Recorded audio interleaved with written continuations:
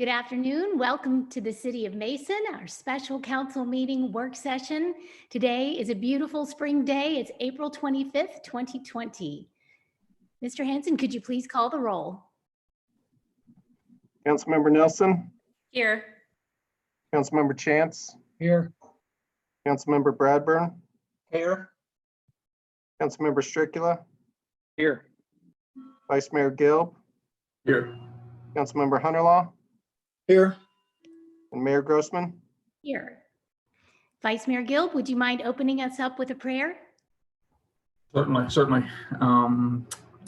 Lord, once again, we come to you and acknowledge that we lack your wisdom.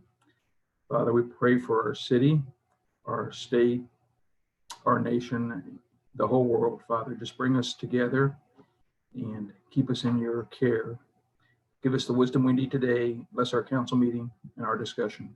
In your name we pray. Amen. Amen. Next item on our agenda, item 3, discussion of untabling ordinance 2020-46. Mr. Forbes?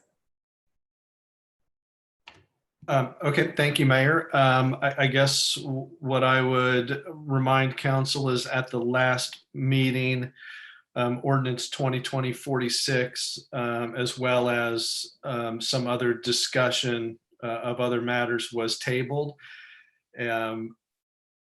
So in order for any of that information to be discussed today, it would be appropriate for a motion to bring that topic off the table. As we've discussed before, that motion requires a second. There is no discussion or debate permitted. It would go directly to a vote. Thank you. Is there such a motion? I'll make that motion. Is there a second? Second. Mr. Hanson, call the roll, please. Councilmember Chance. Yes. Councilmember Bradburn. No.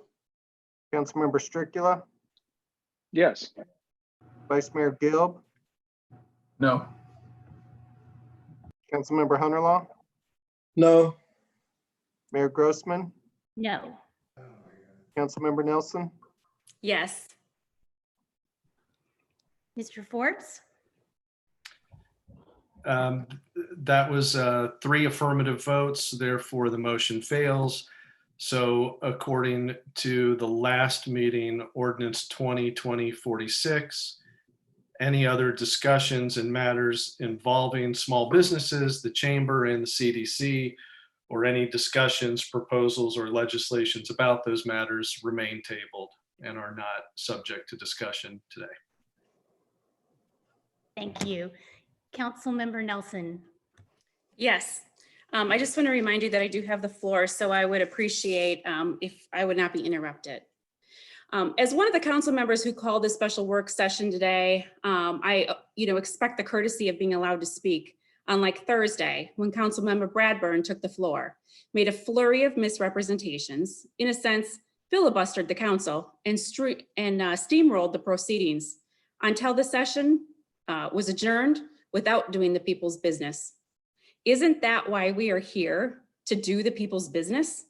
To ensure the solvency of all Mason businesses during this overwhelming and unprecedented time? To be transparent as to where taxpayer dollars are being spent?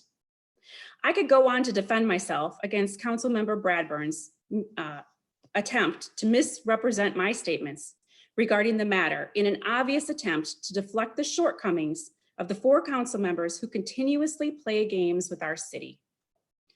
I noted previously that I called a meeting because I have concerns. Councilmember Nelson? No, ma'am, I'm talking. I have the floor. There's no point of order. I have the floor. Please Councilmember follow Nelson, Robert's Rule of Order. that was an inappropriate comment. You may proceed, but please follow. It's not the- inappropriate. You're interrupting me and you are violating Robert's Rule of Order. So let's make sure we're following it. Again, you're wrong. You may I proceed. could go on to defend myself, but I'm not going to waste time in doing that. I called this meeting because I have grave concerns about Mason City Council spending money on economic development during a time where certain council members have concerns about the state of our economy in regards to the city finances specifically. and how spending could be detrimental to essential services. One council member referred to the potential of this pandemic-induced recession turning into a depression and how it would be reckless to spend city's money to help small businesses at this time. If this is truly their view, then why would it be appropriate to spend millions of dollars on economic development now? Why wouldn't that just be a complete insult to our small business community? Instead of economic development, let's invest in our small businesses. They have entrusted us to protect them. They invested in our city. This is a partnership, one that cannot survive without the other. It is customary for committees to work out the details of any ordinance before it being brought to council. When a no vote to a second reading is cast, that usually means the ordinance is voted on right away, right then, and right there. I am concerned that this will become untabled on Monday, added to the agenda, and voted on with no details. What will happen if the 4 council members, who I believe do not feel the need to share details, push through and pass an ordinance without ever holding up a measure of proper examination? I would call that a complete breach of trust and mismanagement of taxpayer dollars. We are now using the excuse to table an ordinance because committees need to do more work. Shouldn't this work have been done before the vote? This is how the process is supposed to work. I believe that is more important to the citizens of Mason, who we represent, believe that as well. I wonder what is being hidden. I wonder what the big secret is. Councilmember Nelson, No, I still have the floor, and until I relinquish the floor, I continue to have. Councilmember Nelson, you are In the compelled. last 4 years I have been on council, I have never received an ordinance to spend taxpayer money without complete disclosure of the details as to who receives the money, what the purpose of the spending is for, why we are spending it, and who and how it will benefit the community. I take my job as a council member serious. I have been voted in to represent our residents, and they trust me. It is my job to spend wisely, to ask questions, and to proceed with caution. It is your job as well. Our residents work very hard for their money. They leave their families each day to earn a living, and to spend it foolishly will go against what the residents want. Our job is to assure transparency in government. Right now, certain council members are anything but transparent. When transparency is hidden, I have to question why someone would operate in that fashion. As my kids were growing up, they became less forthcoming about a sound in another room or a missing cookie at dinner time. I knew more often than not that it was because they were doing something that they weren't supposed to do. So as this applies to the ordinance, especially many of my constituents are wondering why the secrecy? Why someone benefiting that? Nelson, you need to stop. No. Point of Is order. this I'm a going to case ask of less than public knows better? These are serious questions that demand answers. And Evidence the only way to get answers is allegation to me. into the light of day. Don't get me wrong, I am not accusing any council member of any wrongdoing. I think you just did, and you're violating the rules all over Maybe the. you can replay it later. Listen, I didn't. Any evidence? You know, in March of 2019, City Council was to tour a property that was built by CMC Properties, whose president is Jim Cohen.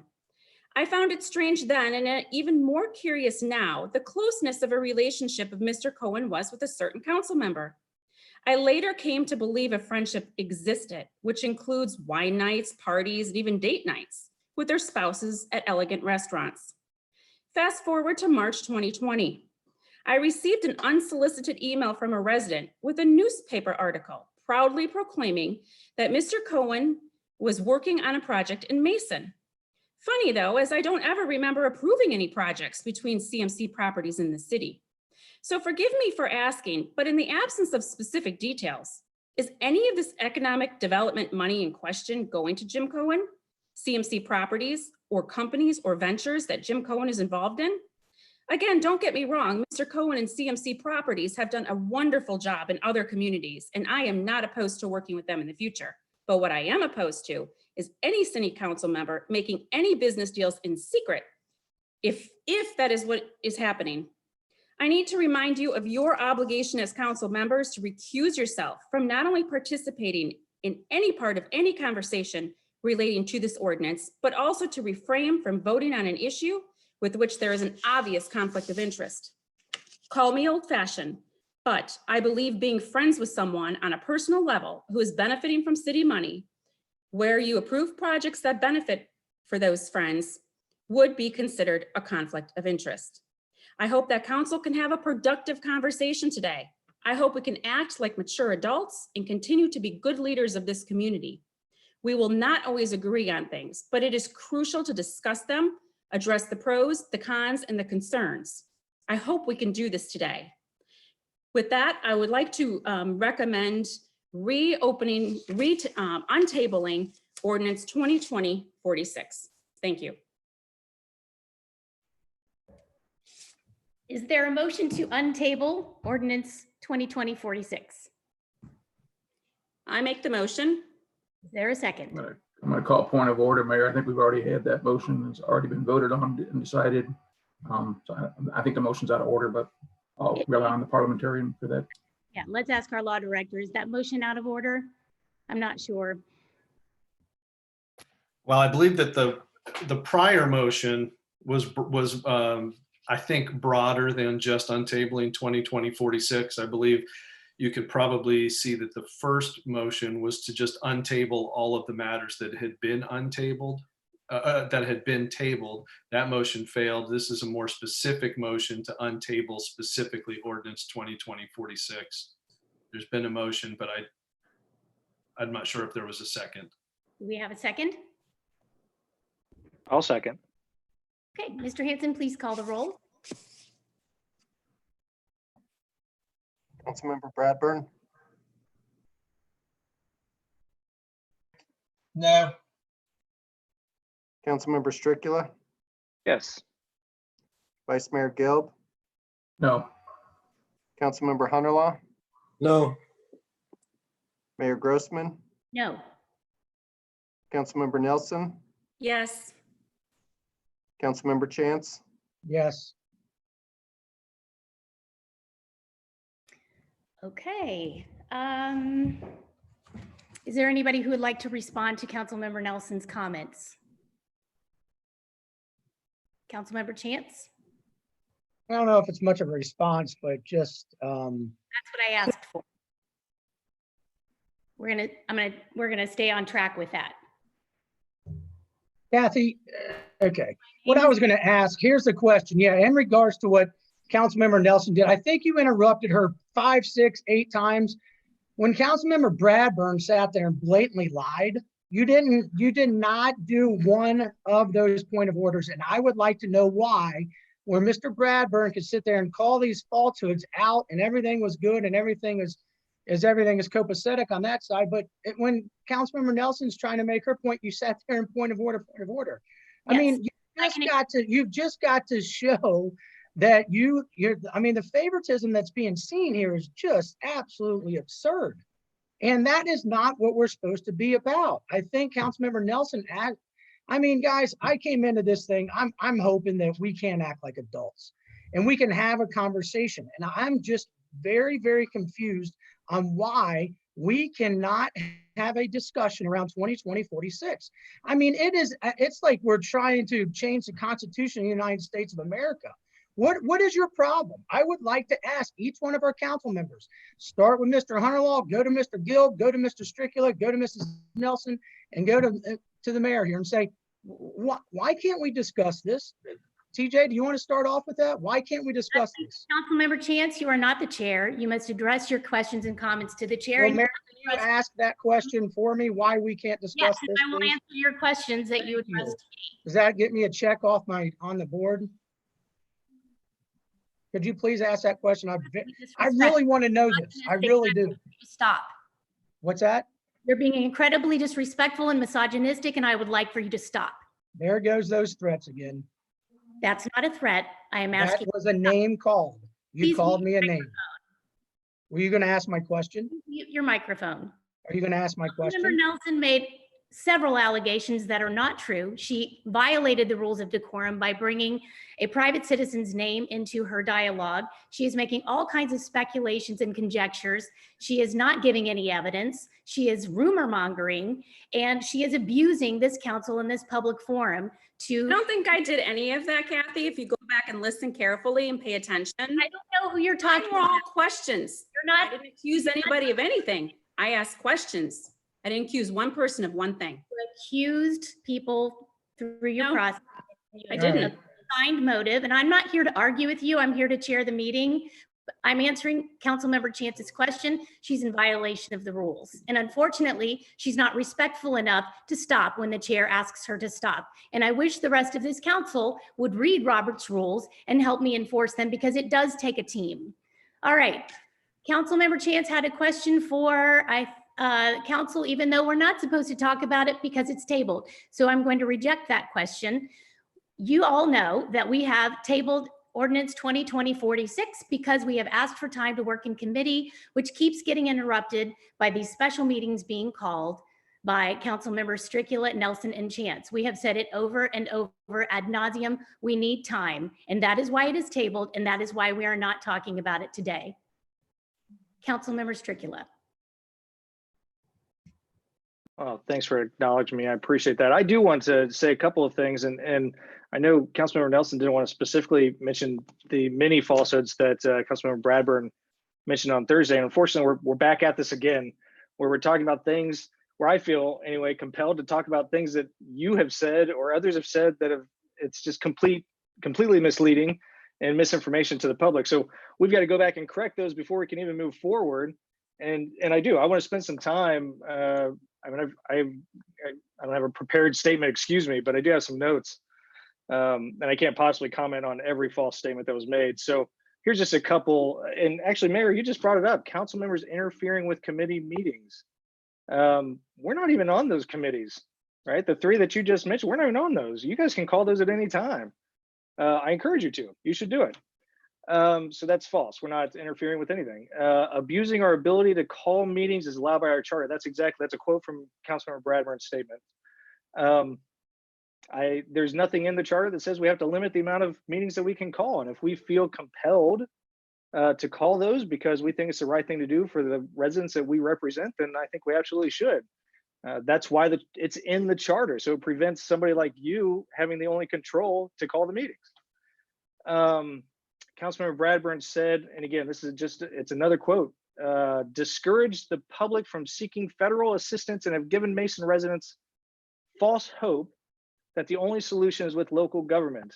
That's completely false. As a matter of fact, 2 days before that, I specifically said that I wasn't discouraging anyone from applying for federal assistance. And I think I specifically mentioned that we're just a part of the solution, not the only solution. So completely false.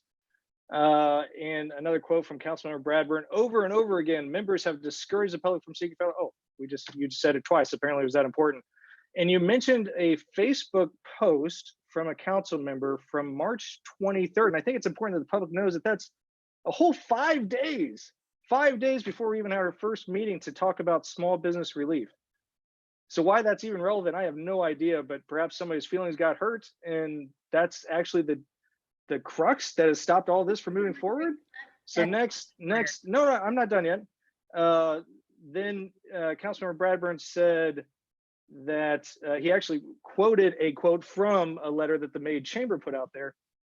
And I think it's really good that he did that, because it says, every minute the city council debates the value and approach to small business continuity is another minute our city becomes a less attractive place for current and future businesses to want to be. So do you think, I mean, this is kind of a question for, well, I mean, it's a rhetorical question. I don't expect an answer, but do you think we're a more attractive place now after all these minutes of delay?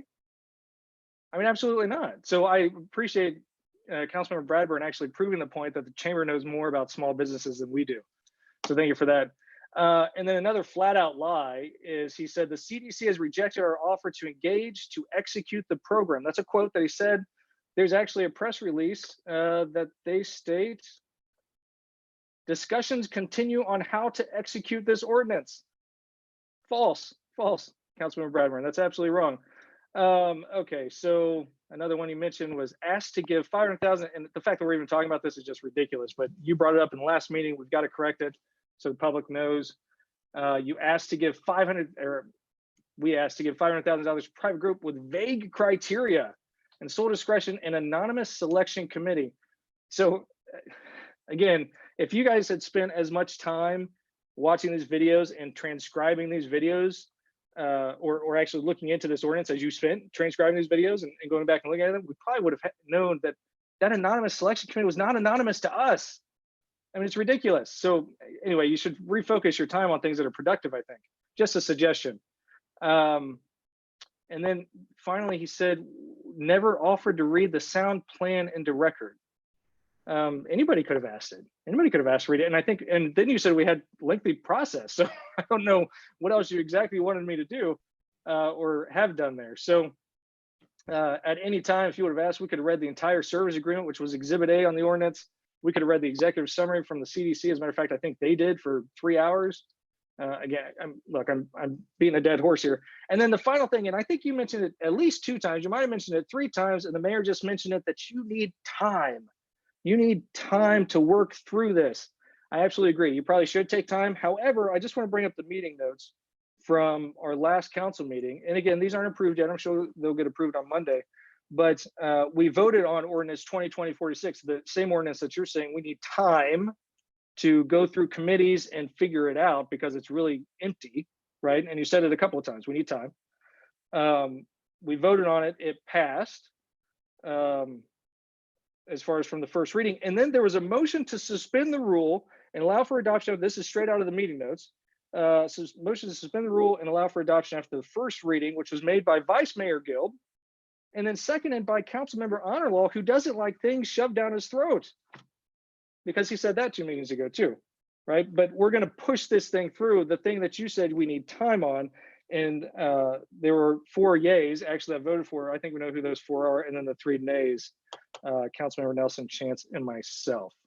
So I think it's important that the public actually knows that they know that you tried to push this through without the time that you so specifically mentioned that you need now. And there is some gross injustice and just misinformation that's being put out there by you and all of you. You guys need to, anyway. I'm done. That's what I have. So thanks. This has been really beneficial. Maybe we can move on. Oh, Councilmember Chance, go ahead. Yeah, thanks for bringing that up. I actually, this wasn't staged either, I promise. I want to know why it was actually on the agenda. You're not acknowledged by the chair. We need to show respect. I know it's not ideal for you that I'm the chair, but that it is what it is. And we are compelled by our charter to follow Robert's rules. There's motive. It's not really ideal for anybody, I don't think. Yeah. Judge Stricula, that is completely inappropriate and very cruel. You just assigned motive to me. Very frustrated by this rude behavior. I don't know if we can handle having any more discussion with this council. What should we do? I have a question. Is it appropriate? Yeah, I think it's very appropriate. I hope so. What is your I question? literally want to know, I mean, listening to Councilmember Stricula, I literally want to know why this was even put on the agenda for a vote.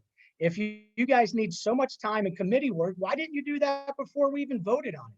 Vice Mayor Guild, could you answer that? Certainly. So Well, you better wait for the mayor to give you. I'm glad we're able to have this discussion finally, because we certainly are concerned about helping the small businesses in Mason and doing what we can to help them. We've taken a step to do that. You know, there was an ordinance 2020-43 that was brought to us. And the concern with that ordinance, as we've expressed a number of times, was that we were being asked to write a check for $500,000 to a nonprofit entity that they would distribute, and that they were going to ask people to repay that money, and they were going to keep that money as it was repaid. That was the concern. How do we help small businesses in Mason and yet not lose the benefit of that resource as it's paid out?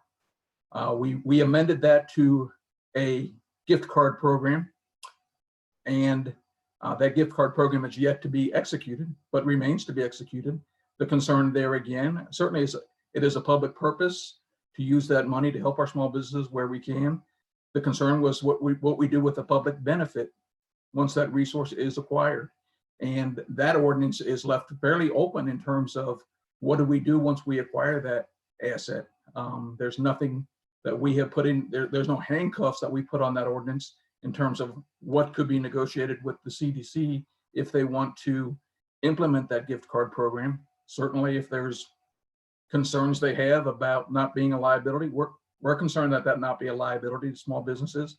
Let's talk about how that gift card gets used. You know, is it 6 months down the road? Is it a year down the road when they're back on their feet? You know, those are things that could be worked out with inside that program that should be worked out, and that money should be out in the community helping. Then there was 46 was introduced, a $1.5 million economic development program. We've heard the mayor talk many times about helping in the immediate short term, helping in the midterm, helping in the long term as businesses come back on into recovery. And 46, I asked the law director to draft that and present it to council so that we would have a mechanism that we could act from in terms of bringing that forward and doing it.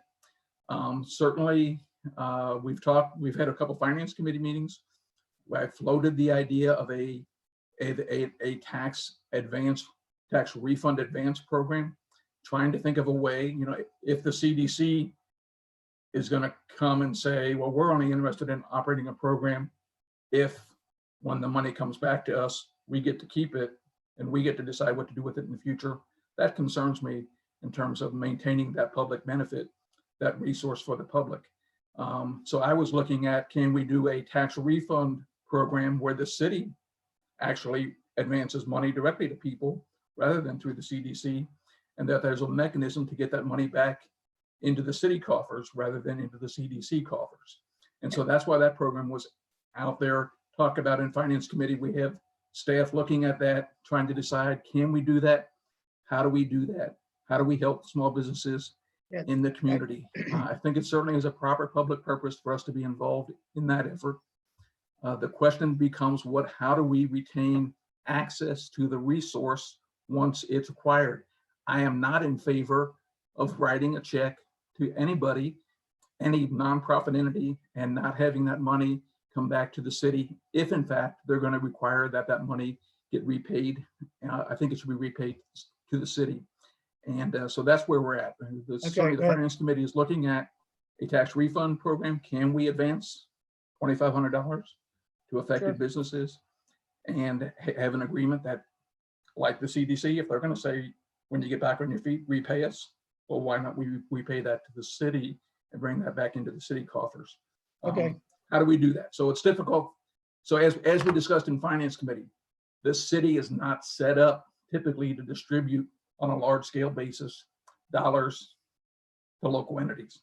How do we do that? The only way I know to do that may be through our tax program, where we could advance tax refunds and have a way to do that. That may be why you looked at the CDC, but the concern with the CDC, again, is that when the money came back, they did not want to return it to the city. They wanted to hang on to it for their own purposes. And I don't know how we get past that, but that certainly is part of the discussion that we need to have. And I think that discussion is appropriate in committee as we move forward to decide how to bring these programs online. So that's my I appreciate that. Can I respond to that, Mayor? Yes. Okay. Well, I watched that finance committee meeting, and I think one of the qualities of this council that we really need to implement is listening to staff.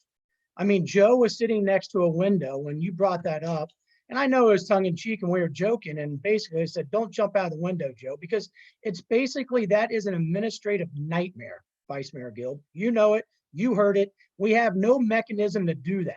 So as we've discussed many times, that we can't sit here and put this tax refund. One, we have no mechanism to do it. With all of staff that was inside that finance committee basically said that would nearly be impossible to implement. So, I mean, I agree. I appreciate you getting creative and bringing something to the table, I guess. But at the same time, we've got to listen to staff, and we understand, like, us putting this undue burden on them during this time, it's not smart. And then you brought up the, the CDC with the gift card. They came back I with hate loaves and to fishes. interrupt you, but did we just write a check for $500,000 and it's gone? I'm not in favor of us No, doing it's that. not gone. You know as well as I do. The accountability is there. The accountability is there. We have access. If we have that much, why don't we as a group, and maybe Eric and Jeff and Jennifer can help us find someone that represents the city and sit on that board and oversee it. Let's put other accountability measures in. Hey, let's see a bank statement every single month. And the only money you're talking about coming back in, that is a Mason, that's a bounce back program. It's a revolving fund. Vice Mayor Gill, I would highly recommend you understand what that means. I mean, we go out, again, I love big business. It's incredible. And with 88% of our revenue comes from them. So sure, we're going to take care of them in forms of abatements and loans and that type of stuff. And as we should. So if we have a $500,000 revolving fund with a very good partner, a very competent partner that knows the city better than you, Vice Mayor. How does the city control? How does the city control that fund? They can very easily control the fund. We put a liaison in there. We've got someone already being a liaison. Law Director, I'm going to have to interrupt. Are we violating the spirit of the tabled motion or the motion to table from our previous meeting? Well, I just got one other thing. The loaves and fishes, I wasn't quite done yet. The loaves and fishes was brought. That the CDC came back and said, okay, we get it. You guys want to do a gift card program? Here's loaves and fishes. Because they know what they're doing. We don't. You need to stop. Well, I mean, I'm having a conversation with Vice Mayor. I appreciate the answers. Conversation with the Vice Mayor. You need to respect the rules. I think we have violated the He's the one that talked about it. You asked him a question, he answered your question. But he was able to answer his question entirely without one interruption. Please. Without one interruption.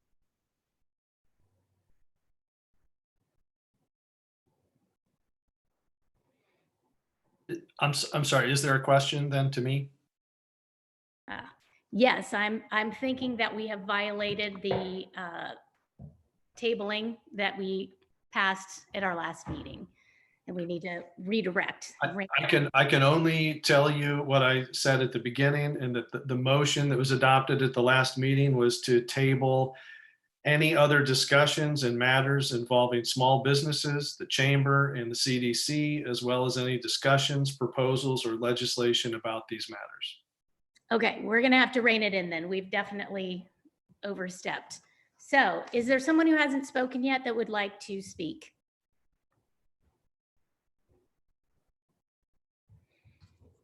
Okay, I'm going to again remind council about following the rules.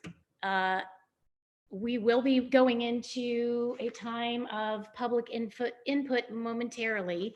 Reminder that there is a time limit per visitor of 2 minutes, and we will put a total cap on it at 60 minutes. I do not know how many people are planning to share with us today. And I will remind council that we're not to interact back and forth with our visitors. And if time permits, we can respond at the end. And I would also like to remind everyone that your responses should also honor the rules of decorum. Mr. Hanson? Heard that, Mayor. It would be appropriate if council would like to follow, and those are the same protocols that we followed last time. It'd be appropriate to do that via motion. Is there a motion to limit dialogue to 2 minutes per person, a total of 60 minutes, no interaction between our guests and council? I'll make that motion. Or a second? Second. Call the roll. Councilmember Stricula, Yes. Vice Mayor Gilb, Yes.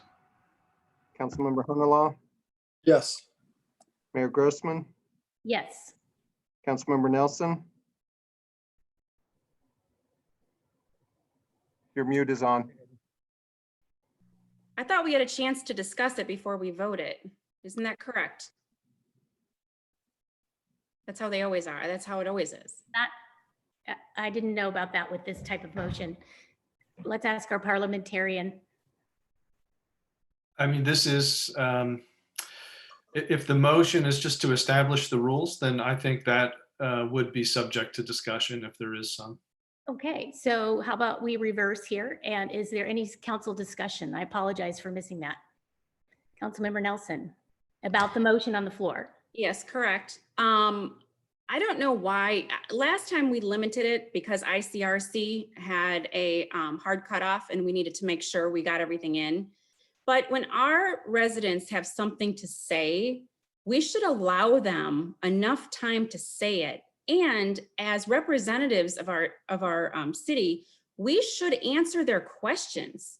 They're not coming here just to hear themselves speak. They're coming here because they have questions that need answers to. I think it's very disrespectful to limit them. And I think it's very disrespectful to basically ignore them by not answering their questions.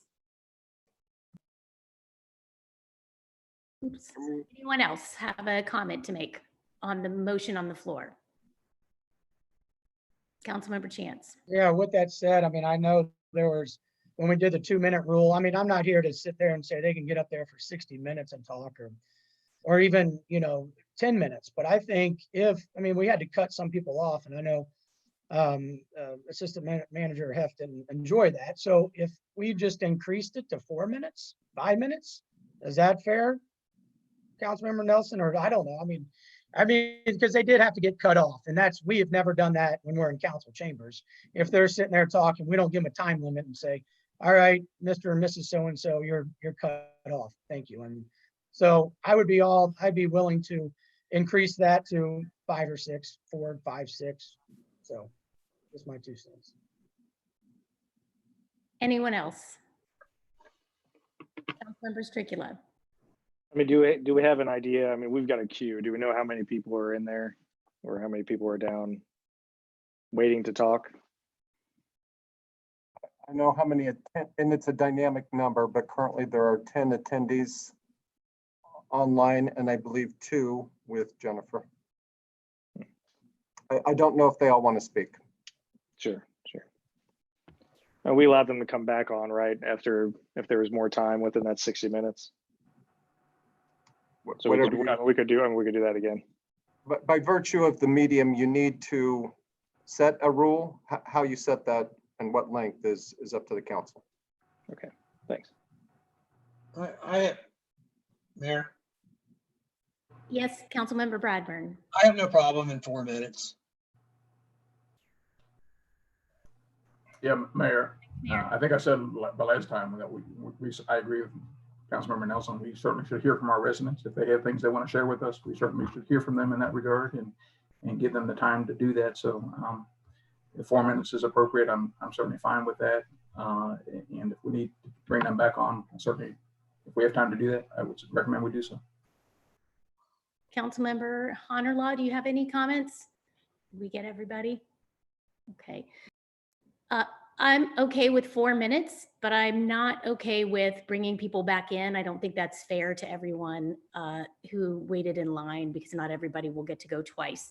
So I think at this point, parliamentarian Mr. Forbes, do we need to make a motion to amend the motion? Yes. Okay, so how about Vice Mayor Guild?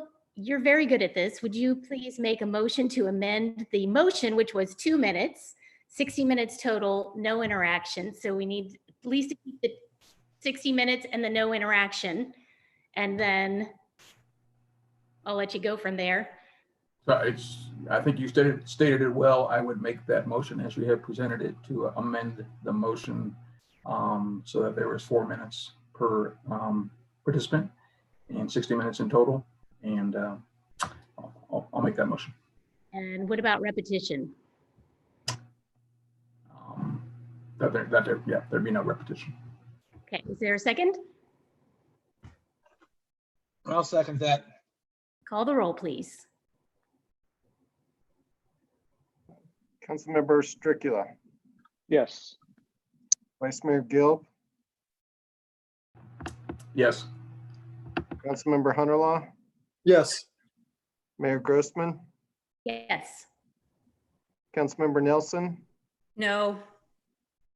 Councilmember Chance, Yes. Councilmember Bradburn. Yes. Okay. Mayor, Motion passes. Yes. if I could, I know this seems tedious and I apologize. What just passed was the motion to amend the original motion. But that still requires that you vote on the actual motion now as it has been amended. I'm sorry, but that would just mean one more roll call vote. Do we need a second or a motion and a so moved in a second? There was already a motion to establish the rules and a second. The motion to amend those rules just passed. Now you have to vote on the existing motion to establish the rules. Okay, let's call the roll. Vice Mayor Gilb, Yes. Councilmember Hunterlaw, Yes. Mayor Grossman, Yes. Councilmember Nelson, No. Councilmember Chance, Yes. Councilmember Bradburn, Yes. Councilmember Stricula. Yes. Thank you, Mayor. Then with those affirmative votes, the motion passes and you've now established the rules for the public input portion of the meeting. Okay. Mr. Hanson, are you ready? With maybe just a couple of reminders for folks, some that may be new. We intend to do this similar to last time. One difference is we do have guests that may wish to speak. So Jennifer will monitor that in the council chambers and they may be coming up to the public podium to speak.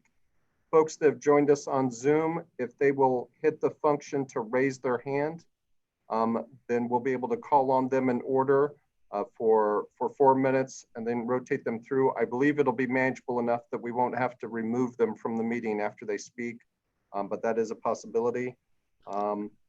When they online, when they registered to attend, if any of them left comments, there is a space for them to leave comments. Following this meeting, we'll be able to run a report and forward those on to council like we did last time.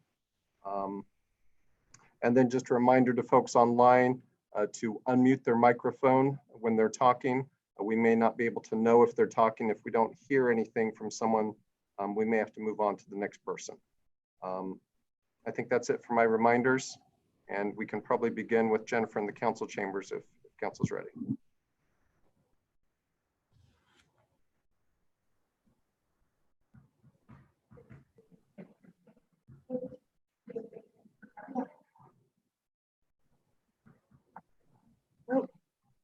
Hello, my name is Maggie Lortz. I only prepared 2 minutes, so I'm just going to take 2 minutes for this. But my family owns a small business in downtown Mason, and I am also familiar with a lot of small business owners in Mason, all of them being great and all of them bringing different things into the city and into the town that bring a lot of life and fun to Mason.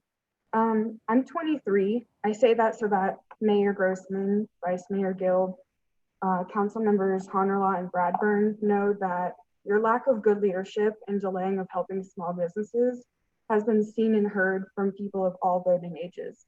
I voted in the last election and I was really sad to see how it turned out. Since May 15th, a lot of businesses in Ohio were shut down, and small businesses immediately started looking at their towns and cities for help. Some of them didn't even have to ask for help. They didn't even need to look for it. It just happened. It was an automatic response for a lot of towns' leadership to take action and help. But here we are 41 days later and still nothing has happened. I do have a question for Mayor Grossman. Does your plan for the $1.5 million ordinance have anything to do with the CMC? I would also like the 4 council members who refuse to talk about 2020-46 to answer, sorry, to answer Councilmember Nelson's question about why you won't talk about it. It's really disheartening and very frustrating for everybody who's been watching. I want to thank council members Chance, Stricula, and Nelson for not only being the voices for small businesses, but also for personally coming to our businesses and supporting us. You guys, even though there's only 3 of the 7 of you, you guys have meant more to us than a lot, and we're very thankful for you. Thank you for your time, and I hope everyone stays healthy.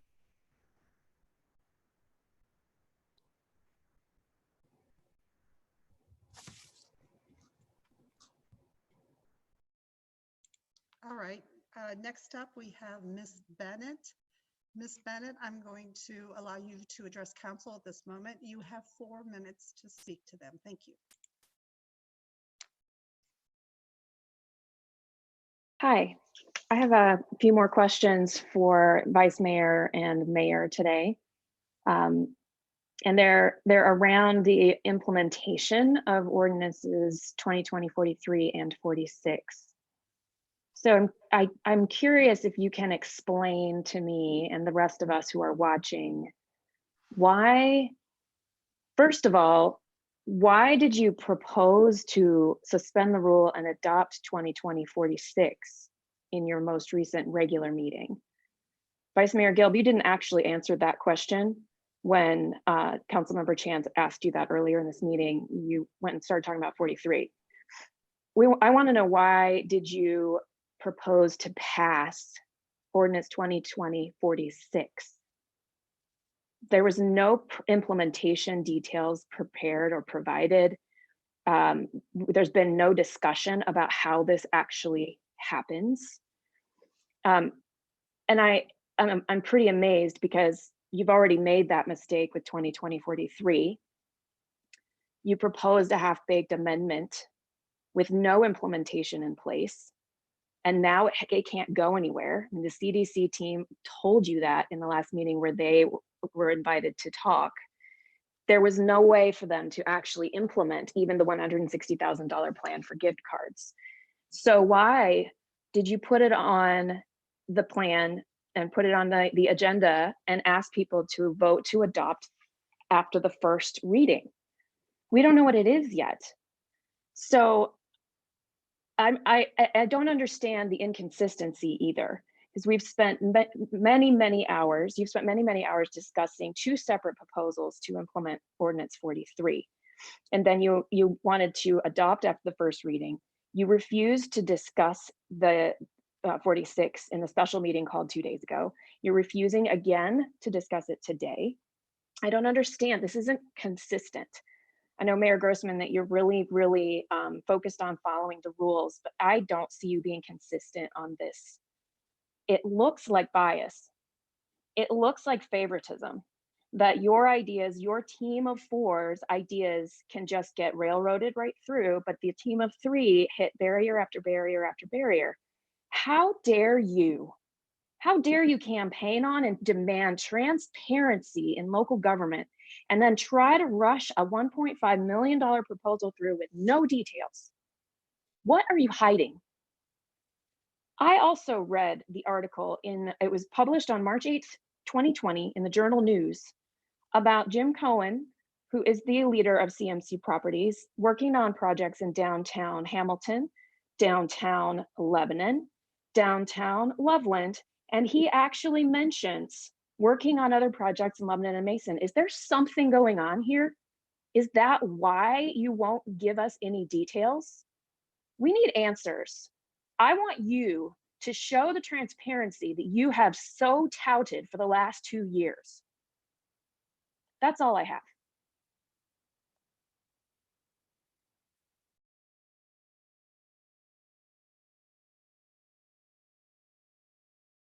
Jennifer, you need to unmute. Excuse me. Kind of new at this. Okay, next up we have Mr. Glenn Garvin. He will be followed by Mr. Randy Stegbauer.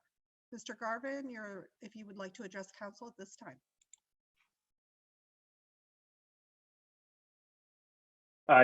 Thank you, council and staff, for your time and effort in all of this. I've been concerned about the political posturing that's been apparent at the meetings with the uniformity of a voting bloc as well. It also concerns me there appears to be coordination of a divisive nature happening behind the scenes. So this is directed at Councilman Bradburn. While I understand there isn't a back and forth allowed today, so if you can't answer now, maybe you can answer directly to me either later, publicly or personally.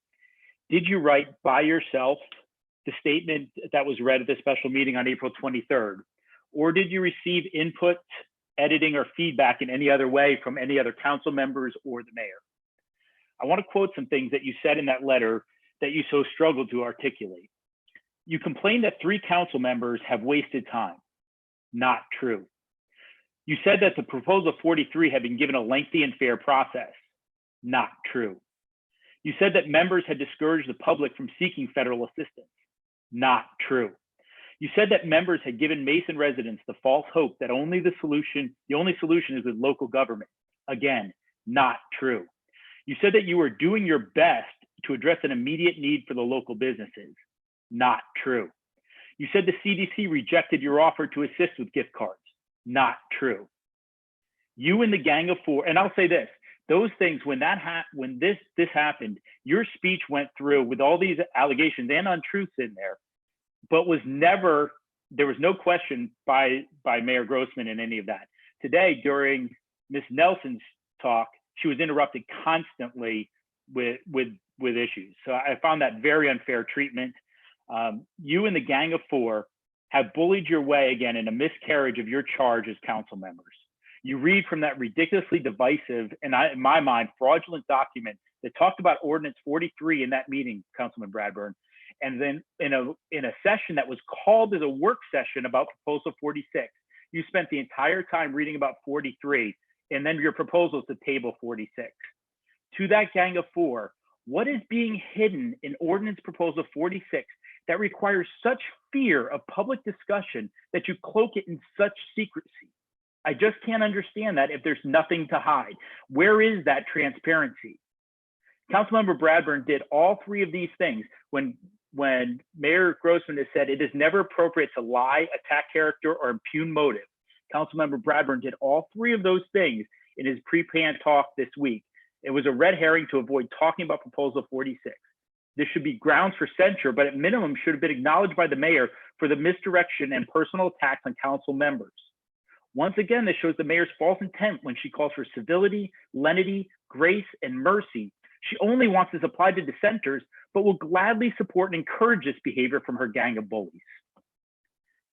Thank you for your time. Thank you, Mr. Garvin. Next up is Mr. Randy Stegbauer. He will be followed by Ms. Gakey. Mr. Stegbauer, if you would like to address council. Hello, this is Randy Stegbauer. You did a great job pronouncing my name, by the way. I did something really crazy the other day, maybe a couple days ago. I went back and I re-listened to a meeting from, I think it was when Councilman Stricula first brought up the idea of the $500,000 grant to the CDC. I think it was on the 28th. And I also listened to most of the next meeting too. And what shocked me, I had already seen them both, and I rewatched them. Like I said, I'm crazy. And what struck me is that you guys were working together. You were talking, you were discussing in both of them. It wasn't until more recent meetings that all the vitriol started and all of the, I don't want to say name calling, but but all the animosity between you all started. And so I'd almost offer that you go back and watch those old meetings again to see, why are you acting differently now? You may not want to hear this, but the person who just spoke, Glenn Garvin, he posted an excellent video on Facebook either yesterday or the day before. All these days run together here now for me. Every day is the same in the COVID-19 days. But he was more or less interviewing Josh Stricula, Councilman Stricula, who explained his position on all this going in a completely, utterly calm and reasonable way. I love your passion, Councilman Stricula. It's enheartening. I can't wait till I get the vote for you to be mayor of this town. Your thinking and behavior during that discussion was completely consistent. And like I said, I think every council member should go back out and watch that video and then try to justify their own current convictions and actions. I truly do appreciate the passionate council members that are trying to help the Mason small businesses. And now I also actually have some questions. I've sent several, and some of these might actually be somewhat directed at the city manager possibly, but I'd like to know, now since we're, everybody's homebound and in the Mason offices are closed, I can't walk in there and talk to anybody that I want to now. So I'm forced to send emails, but I would love it if I could direct the email to a council member. But the way it is now, I can only send it to the whole council. And bless her heart, the only council person that ever responded to me so far is Councilwoman Nelson. In other words, to me, that's a black hole. I may as well not waste my time sending anything there if I don't know if it's going anywhere. In other words, I would like some acknowledgement or at least some instructions on that. And I also want to reiterate the previous or the first two people that spoke tonight is that, it's like I truly don't understand how you can put on the ballot or put up the ordinance 46 and then over and over again table it and say I don't want to talk about it. We want to vote on this, but we don't want to talk about it. If you don't want to talk about it, that's what causes all this speculation that you're hearing tonight. If you don't tell us what your opinions are, there's no way for us to do anything except speculate. And Mr. Stegbauer, my apologies. You have reached the 4-minute allotted time. We are going to move on to next individual, Miss Kristen Gakey. You're up. You will be followed by Ms. Courtney Tong. Ms. Gakey, if you would like to address council.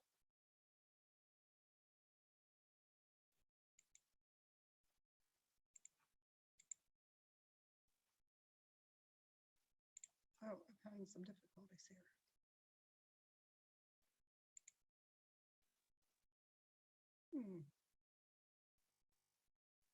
Okay, can you hear me? Hello? Can you hear me now? Yeah, sorry about that. Sorry. Okay. Yeah, my name is Kristen Gakey. I'm a resident of Mason. Thank you for the opportunity to speak today and for allowing a little extra time. I was trying to keep it to the 2 minutes, but it's nice that I have a little extra. I wanted to let City Council know how disappointed I have been with the proceedings of council. Today is a prime example. I wanted to also, just for the record, read an email that I recently sent, well, at least part of it, to council. This is from the meeting that was held on April the 23rd. Dear council members, I am appalled by 4 of the council members, Bradburn, Grossman, Gilb, and Honorlaw, who once again are being deceptive and not allowing an open discussion of Ordinance 2020-46. I do want to know where that $1.5 million is being allocated or have a discussion about it from our other members. I also wanted to point out that Mr. Bradburn in a previous meeting had a racist comment regarding COVID-19 by calling it a communist Chinese virus. And I don't recall Mayor Grossman admonishing him for that during the meeting. So I would hope he would do an apology since this was a really harmful statement to a lot of our Asian Americans. But during that meeting on the 23rd, Mr. Bradburn took over the meeting with prepared statements. He was allowed to make all of his comments. Then he called for a vote to stop the discussion. Council members Bradburn, Grossman, Honorlaw, and Gilb, I have found your behavior ridiculous on the panel.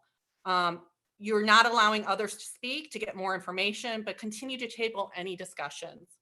They are not transparent and continue to disappoint our community and the taxpayers. Thank you to Diana Nelson, Ashley Chance, and Josh Stricula for looking out for our community and small businesses. It is a shame and a sham that these 4 continue to thwart any open discussions. Who gets to decide who gets to speak first? If this is Mayor Grossman, you are directly interfering with the public's rights to hear the other members on City Council. At the next meeting, I hope that you select Nelson, Chance, or Stricula to open up the discussions. If you don't, it is kind of like a cover-up to me. As for the government assistance for small businesses, it is extremely difficult to get. Have you spoken to anyone who is directly involved with processing these applications? Well, I have. My husband does this every single day. It is not as easy a process as you are leading the public to believe. Mr. Bradburn should be the one who should be ashamed for making false claims in a public forum. The money from the First CARES Act is gone. Where did it go? Not to our Mason small businesses. Hopefully the next one will fare better for them, but who knows if that will actually happen. Maybe you need to actually talk to someone who is actively working on these to really understand what is going on. The Mason taxpayers in our community are watching these meetings. You continue to embarrass us in the city of Mason. We do expect better from you. And thank you for your time.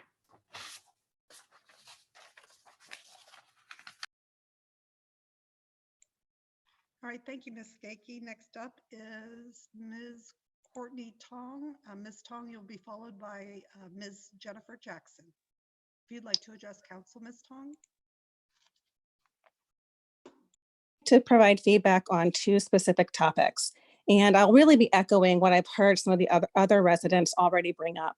But I think it's important that the council members understand that these aren't single individuals with these opinions, but it is many, many residents who share these same types of opinions and concerns with the council's behavior and statements. First, I'm completely shocked at the level of unprofessionalism and inefficiency with this council. It is clear to those of us watching and paying attention that this council is completely dysfunctional. I'm not under the disillusion that all of the members of council will agree on everything. In fact, I'm hopeful that opposing viewpoints would result in diverse and inclusive outcomes. Instead, I have seen a coordinated effort from 4 members of council to completely shut down any discussions from the remaining members. This council is a complete disaster. And unfortunately, Mayor Grossman, I think this lands on your shoulders. You're the leader of the council, and you would better serve your community by acting as a servant leader rather than a politician. Secondly, I would like to address the so-called values that are regularly touted, although inconsistently applied by Mayor Grossman. I have listened as the mayor declared that name calling will not be tolerated, and council members must be respectful of one another. She has called members out of order on numerous occasions. She quotes biblical references and Shakespeare, calling for grace and civility. However, during a council meeting held on April 1st, in reference to the COVID-19 pandemic, Councilmember Bradburn stated, quote, "As I like to call it, the Chinese Communist Party virus," end quote. And Mayor Grossman remained silent. Councilmember Bradburn's comment was inflammatory, unnecessary, and completely out of order. I am not asking for an apology from Councilmember Bradburn because I think his true colors have been shown, and I do not need any more information from him on this matter. So I want to ask directly to Mayor Grossman, will you hold Councilmember Bradburn accountable to the values that you claim to uphold for this council and publicly acknowledge that his comments are unacceptable? This is a direct question, and I would like a direct answer specifically from Mayor Grossman. I understand from the rule reading prior to the public comments that there's not going to be an allowance for a response from Mayor Grossman at this immediate time. So whether it's the end of this meeting or in a response to one of my numerous emails, I would like a direct response from Mayor Grossman on this topic. That's all I have for today. Thank you for your time. Thank you, Ms. Tong. Next up, we have Ms. Jennifer Jackson. She will be followed by Mr. Don Williams. Ms. Jackson, if you'd like to address council. Hi, can you hear me? Yes, we can. Hi, thanks for your time, and thanks to each of you for your commitment to Mason. I'm unfamiliar with most of you, but I choose to assume that each of you comes with a desire to serve our city. At the minimum, you're willing to sit through Robert's Rule of Order. So I know you're dedicated to some degree, right? Our family loves and supports the small businesses in Mason. We have been residents here for 14 years, and we have always appreciated and valued that local flavor and just really cheered and rallied when more small businesses come in. I think that that's a hallmark of our community that if we can continue to leverage would just do wonders for us. To somebody who is not, I can't even say I'm not deep in this issue. I have a cursory understanding of this issue, but at first glance, Ordinance 2020-46 sounds like a great idea to me because it seems to offer immediate relief to our small businesses when they need it. It seems compassionate and wise and a way to fortify those businesses that have undergirded our community.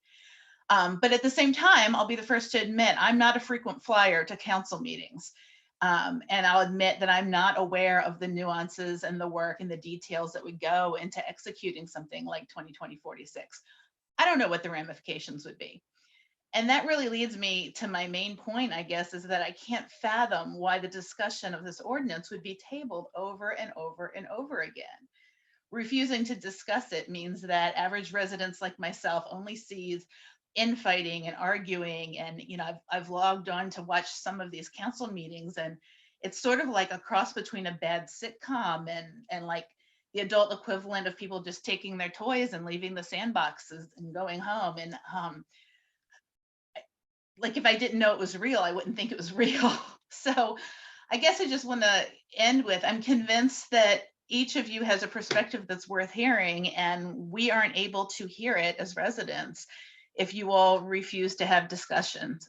If I could wave a flag, I would pass that ordinance to give some cash to the community businesses that need it and that need it now. I think they're valuable. I think that honoring them, it breaks my heart that we're not honoring them as a community.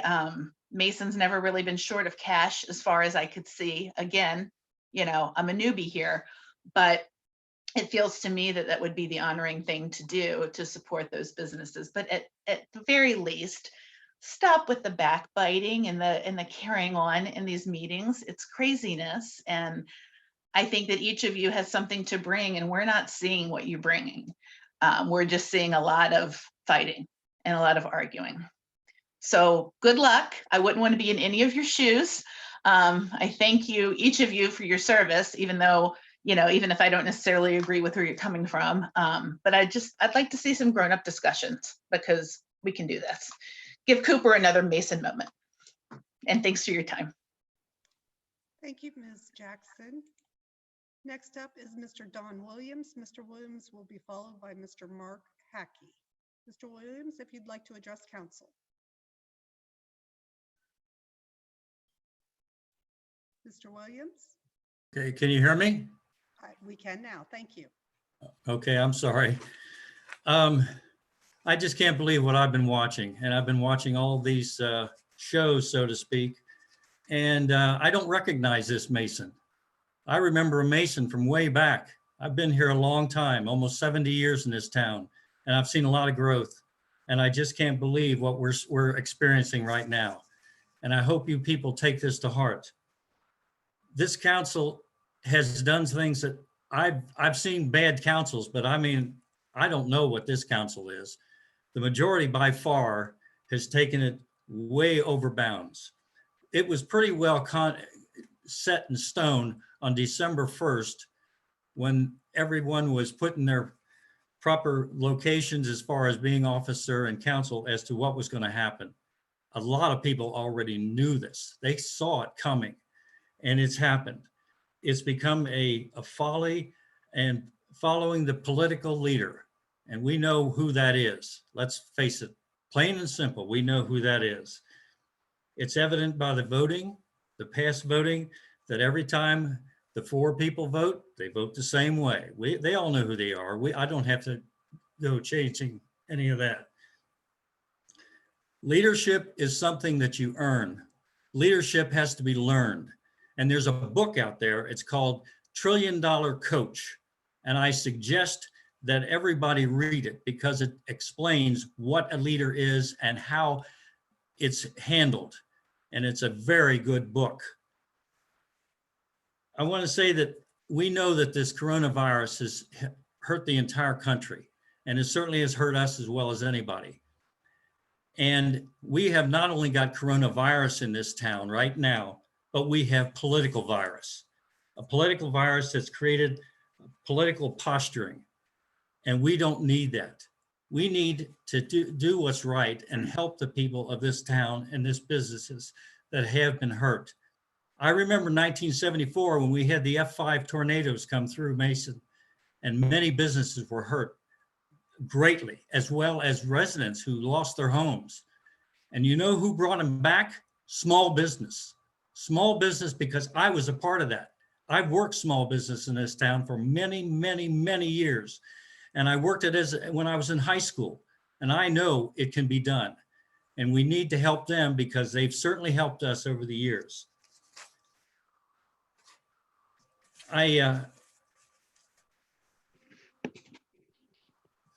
It seems like whenever something wants to get passed, the majority has their way, and it's either the majority's way or the highway, and no discussion of what can be worked out in a way that can be handled in proper form and not argument form.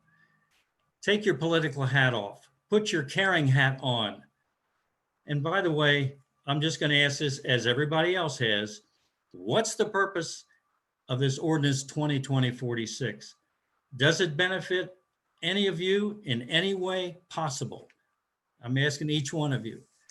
And don't go bothering and getting bad on the chamber, because the chamber has done a wonderful job, and it personally hurts me because I was a part of that chamber when it began, and I won't forget it. And I'll always remember anything that's said about the chamber, because they worked hard and they've tried to help this community in every way possible. Thank you. Thank you, Mr. Williams. Next up is Mr. Mark Hackey. He will be followed by Ms. Nicole Hackey. Mr. Hackey, if you'd like to address council.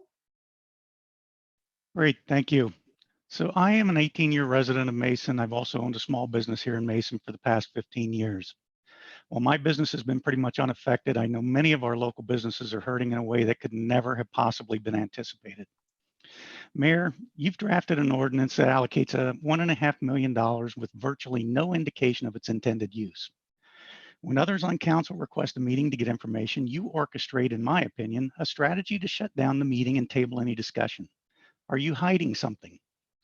In a recent news article in the Journal News, Jim Cohen indicated that he would like to develop some property here in Mason. His MO is that the city donates land for his developments. Is that what this is about?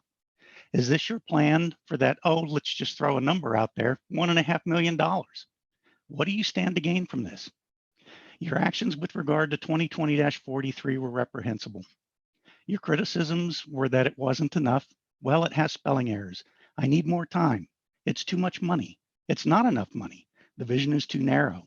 If we could just have a week or two to see how the CARES Act rolls out. $500,000 is not enough to have a meaningful impact. How is $160,000 better than $500,000? This is no longer about your refusal to help small businesses. That ship has sailed and you're standing on the pier. Maybe that was your strategy, who knows? However, if your heart truly breaks for these small businesses, as the mayor sorrowfully proclaimed, you would have acted swiftly. There is a strong appearance of impropriety among the four of you, Grossman, Gill, Bradburn, and Honerlaw. I'm curious, Mr. Bradburn, can you explain why you requested court records from the city of Lebanon regarding a former candidate for council back in August of 2019? It sure seems very coincidental that you would get these records. You're the only person to request them as far as I know. And then they suddenly ended up anonymously mailed to all members of council, as well as to that candidate, suggesting he drop out of the race. For the record, we the people of Mason want our city back. Mayor Grossman, we're fed up with your political posturing and what appears to be the hand of Tom Grossman meddling in the affairs of our city. We suffered through his 8 years on council, and now it feels like we're doing it again. Please just stop. To council members Chance, Nelson, and Stricula, thank you. We appreciate the hard work you're doing. We appreciate the effort that you are making to try and do something against the four that are just stopping everything that's going on. Keep up the good fight. We'll be in your corner. Thank you. Thank you, Mr. Hackey. Next up, we have Ms. Nicole Hackey. She will be followed by Mr. David Meyer. Ms. Hackey, if you'd like to address council. Hi, yes, can you hear me? Yes, we can. Thank you. Thank you. I have prepared a statement. My family moved to Mason in 2002 after my husband retired from 20 years of military service. We chose Mason due to the excellent schools and reputation as a great place to raise a family. In 2005, we started a small business like many others, just the two of us, and chose to keep it in Mason to support the community we called home. When we started that business, joining the now named Maid Chamber was a smart decision. They are dedicated to supporting all local businesses, large and small, for the greater good of the City of Mason and Deerfield Township and its residents. Fast forward these many years, and I truly am dismayed by what is happening. You have shown us that we and our small business neighbors do not count, despite paying taxes and providing jobs all these years, that our sacrifices and hard work is of no importance. $500,000 would have made a difference, both financially and in a gesture of support, knowing that the City of Mason has our backs. Instead, you 4 council members have played your underhanded game of politics. There has been overwhelming support from the residents of Mason to provide the assistance, but you are not listening, as I'm sure my message today will also be dismissed.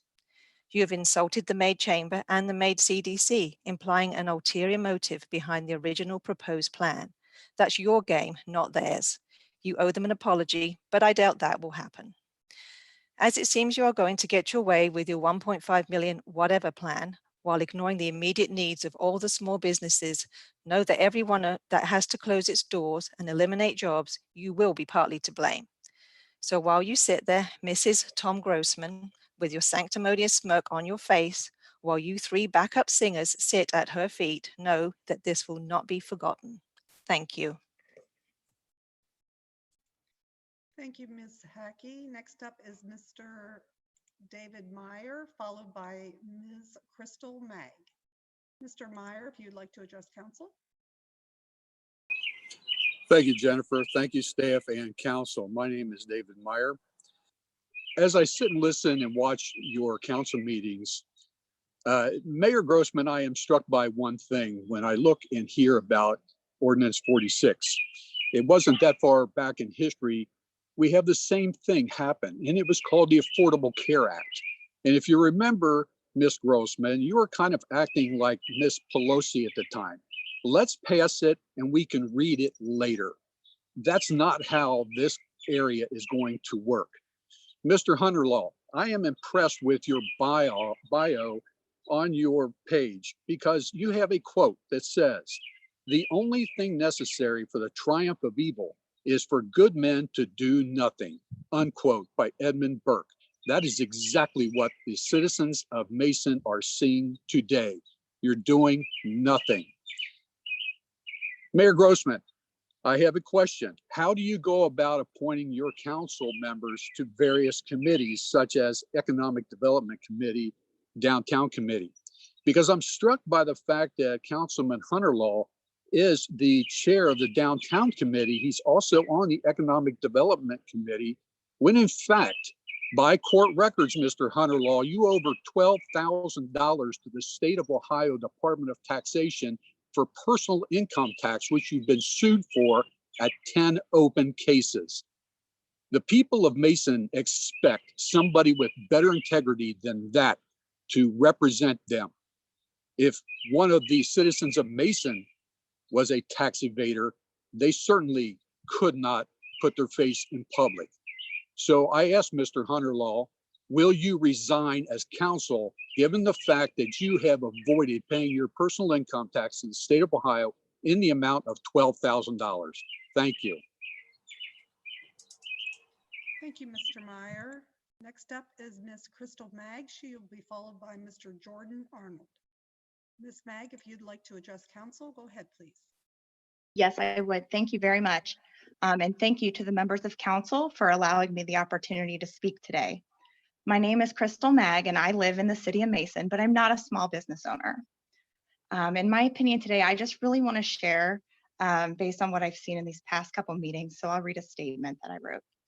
I read a draft of proposal 2020-46, and I'm absolutely dumbfounded that we cannot hear more details regarding what the plan is for this $1.5 million. There was heavy ridicule and great demand for accountability for the $500,000 proposed by Councilman Stricula under Ordinance 2020-43, yet there's complete lack of conversation and accountability here with 46. That leads me to ask why? Why are you shutting down the conversation? What type of support and relief is this $1.5 million intended to bring, and to whom? Please let us know what is intended behind this money. For the record, I'm fully supportive of using these dollars to support our businesses in Mason, particularly the small businesses, but appreciate understanding more of what's behind it. I tuned in earlier this week and again today to hear the new ordinance discussed by the 7 great minds we in Mason have elected. During an emergency, especially a global pandemic, we expect increased dialogue and sharing of ideas that will lead to swift action from our council. So far, the only swift action I have seen from this council is the swift shutdown of special sessions called to discuss these important topics. We do not wish to see this important, exceptional circumstance sent down to committees. As an aside, I do want to say by swift action, I do not mean signing a blank check to the city manager without full council discussion. I expect discussion with council to lead to your swift action. We elected all 7 of you and need to hear from you at this critical time. I want to believe that you all want what is best for the city of Mason, but that has been difficult to see in these last several meetings. You move too quickly to end meetings when other members of council, equally elected by us, want to have dialogue and share their thoughts. Please stop silencing fellow council members that also want what's best for our great city. Please discuss openly amongst the 7 of you how this $1.5 million will be used. Thank you very much. Thank you, Ms. Mag. Next up is Mr. Jordan Arnold. He'll be followed by Ms. Brandy McKinney. Mr. Arnold, if you'd like to address council, go ahead, sir.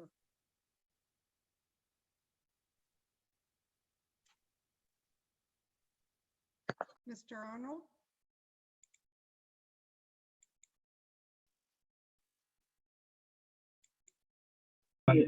Oh, hello. Can you hear me now? Yes, I can. Very good. I'd like to thank the honorable council and especially the mayor and the city staff for accommodating this entire thing during this emergency. I'd like to speak out today against giving any money to the Community Development Corporation. I worked for one such corporation in Cincinnati, and well, I'll tell you a little bit more about it. These community development organizations are an example of neoliberal policies championed by the Obama administration and Democratic groups. Neoliberalism is a modified form of liberalism tending toward favor free market capitalism. It often uses taxpayer dollars and money borrowed by the state to fund private unaccountable organizations. In Cincinnati, the most well-known one is 3CDC, which has used the power of government to change the face of downtown Cincinnati and over the Rhine, and to support high-end amenities like the streetcar. I worked for one such organization, as I said before. I'm proud of the good work that was done there, but I saw firsthand how the lack of accountability and the problem of divergent views between the development corporation and community members led to strife and trouble. These community organizations must be accountable and transparent. If they are not, they quickly turn from innovative to corrupt. The chair of one such organization, Dayton Citywide, has been fighting federal charges for more than a year. He is accused of steering contracts in exchange for bribes. He is a former Dayton City Commissioner, and I wouldn't like to see something like that repeat itself here. Cincinnati and cities like Cincinnati and Hamilton leverage these organizations to remake broken and blighted communities by bypassing dysfunctional community systems. Downtown Mason, Deerfield, and Mason in general are not broken, blighted, or dysfunctional. We have an emergency at the moment, but this is no time to vest an unaccountable community organization with development authority and more than $500,000 from the taxpayers. Mason has, as attested to in the testimony of Mr. Williams, has seen a great deal of development over more than 70 years. For the most part, we have done it right. Frankly, Mason could teach Hamilton and Cincinnati a great deal about attracting investment without the need for handing in $500,000 to unaccountable organizations. I thank the majority on council for putting the brakes on these unaccountable and unelected boards. I think we need more engagement, more seats at the table, not fewer. The CDC is not a good solution for Mason. Keep holding the line and don't let them have a dollar. Thank you. Thank you, Mr. Arnold. Ms. McKinney, I'm not sure you still want to speak. If you'd like to address council, you may go ahead. Are you guys able to hear me? Yes, we are. Okay, good. So I actually did not prepare anything, and forgive me if I get emotional, but it's really hard not to in this situation. I've actually lived my whole life in Mason, almost 40 years. I've always been very proud to live here until the past couple of months. I actually struggle as a single mom of 4 daughters, and I live here because I want to give them a good life. I want them to have good schools. I want them to have a good surrounding. And so I struggle month to month to month to pay my bills, to provide that for them. And honestly, these meetings are embarrassing. It is so embarrassing that I have 4 daughters, ages 9 to 18, who can get along better than this council group can. It's so discouraging. It's so disheartening. I'm not a business owner. I'm not invested in anything. And I've never been more emotional about something in my entire life. It's so embarrassing to have to listen to you guys argue so much about helping the people of Mason. These are businesses that have made Mason Mason, and you guys aren't even thinking about that. These are people that are losing their homes, they're losing their businesses, they can't eat. And you guys are arguing about reading something for a second time and going into discussion about it. You know, as I sit and I think about the leadership that you guys have and how embarrassing it is, you should honestly go look around the city of Mason and see what people are doing, and maybe you could take notes from what they're doing. You have teachers that are writing in chalk on our driveways, telling our kids, you know, that they're thinking about them. I had a birthday bus come for my daughter this past week, and it absolutely made her birthday amazing. You have so many people that are working to try and help small businesses, but all you guys are doing is arguing and fighting. You know, one thing that I did actually recommend, I thought it was awesome when Mr. Hunterlaw said that he would be there for anyone who needed their landscaping done. Like I said, I'm a single mom with 4 kids. I have an autoimmune disease, and right before COVID, my blood work came back bad, and I was told that I couldn't go anywhere, do anything, and I can't even get my treatments because of COVID. And I honestly was going to reach out to get my lawn mowed. And then I thought to myself, I'm friends with him on Facebook, and he'll see that I don't agree with his views. And so I probably shouldn't ask him. And for me to feel that way is honestly sad. You know, I honestly, I pray for all of you every single day, multiple times a day, that you guys can get along and that you guys can come to an agreement to help people, because it's not about who's right and who's wrong. It's about working together. And maybe you guys should have some type of team building activity. I mean, that's what I do with my own children. You know, the last thing I want to say is that you guys say a prayer at the beginning of every meeting, and it's honestly sad that you guys just don't keep God involved the entire time, because you say that prayer and then you all go off and you all argue and bicker and you don't listen to each other. And it's just, it's a sad representation of the city that I absolutely love. And I just ask all of you to just think about that. When you're sitting and fighting, think about all those that are just at home, who are sick, who are tired, who are losing everything, while you guys are all sitting at home arguing with each other. Ms. McKinney, unfortunately, we've come to the 4-minute time limit that council established. My Mayor? apologies.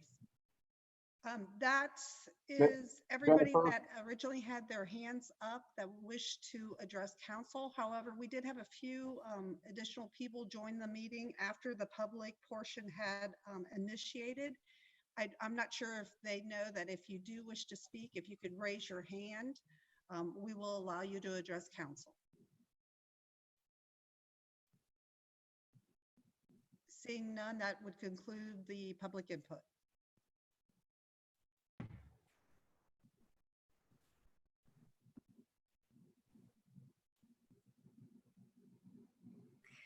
If council is, Turn it back over to you, Mayor. Thank you. If council is amenable, could we take a 3-minute recess? We've been meeting now since 2. It's 3:31. So could we say 3:35? We'll make it 4 minutes. Is the only thing on the agenda is to discuss next regularly scheduled meeting? Well, I thought we were going to give council an opportunity to respond to our Oh. visitor. He asked a lot of questions. Okay. So we'll take a break until 3:35.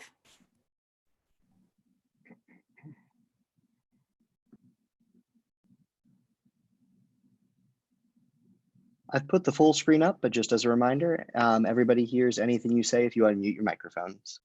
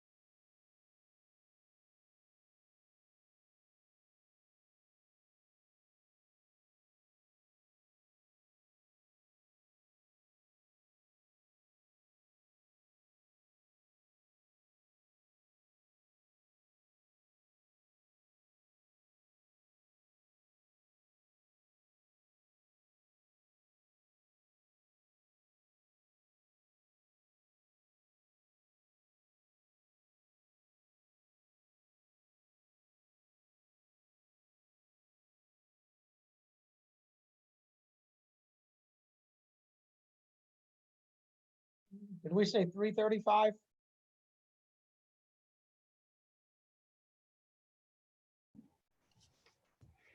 Thank you. I don't see Mike back. Let me see if I can find other people. Oh, there he is. Okay, I'm ready when you're ready. Jason, are you? Okay. We're good when you are. Oh, great. Okay. Hi. Welcome back, everyone. Thank you for that little break. That was nice to be able to take a little walk and take down some notes. All right, so this time is set aside to comment on the public input segment, I'm sorry, or anything else that might come to mind, I suppose, from the beginning of the meeting and council comments. We'll just go with who wants to go first. Is there someone who would like to start? Vice Mayor Guild? Sure, I'll start first, and maybe I can generate some discussion among us, because we heard from our first guest this evening that there's only 3 members of council that are concerned with small businesses, and I certainly want to dissuade that and say I think we're all concerned with helping small businesses, and the question is the mechanism to do that. The proposal brought to us was a proposal that was just going to write a check to the CDC. And I have always been concerned that we analyze this and say, number one, is there a public benefit? Certainly, or a public purpose. Certainly there's a public purpose for us to get involved in helping out our small businesses. The second question then is, what's the public benefit to us issuing those dollars out there? So it either comes down to we write a check and give an organization the ability to distribute money and create a fund that gets paid back to and gets operated, or there's a mechanism that the city directly makes distributions to people, and as the money comes back, it comes back into the city coffers. And for me, I think that's the continuing debate. How do we set up a mechanism to properly fund a proper public purpose and properly control a public benefit that's coming back to our resource that is coming back to us? We certainly have a gift card program that we have authorized. It hasn't been implemented yet. I'm hopeful that that can get implemented, and that the issue of getting those gift cards out there is appropriate. And we can certainly talk about what that resource then looks like. And we certainly don't want to be a burden to businesses as they're issuing that resource. But we need to figure out a way to manage that resource from the city. And I don't think it's by handing it off to a private 501c3 charity to do that. I think we could probably talk to a number of 501c3 charities and say, hey, if we give you $500,000, will you benefit our small businesses and set up a program to have them repay the money to you? I think a number of organizations would come to us and say, yeah, we'd be glad to do that. I think our job as a city is to say, what can we do with city dollars to pay them out into the community? And then if we're going to require people to pay them back, that come back into the control of the city, not into the control of some private organization. So either we're going to say we're not going to require it to come back, and I don't think we could. I think we need to have some requirement that it come back, that there's a public resource acquired with that. I'm not in favor of just granting money away, but I am thinking that as we set that up, it needs to be a mechanism that the money, if it's going to come back, comes back to the city. It doesn't come back to a private organization for control. And I've made that known a couple of times over the last couple of weeks that has been my concern with what we do with these dollars. And I have been hopeful that the $160,000, is it enough? No, it's probably not enough.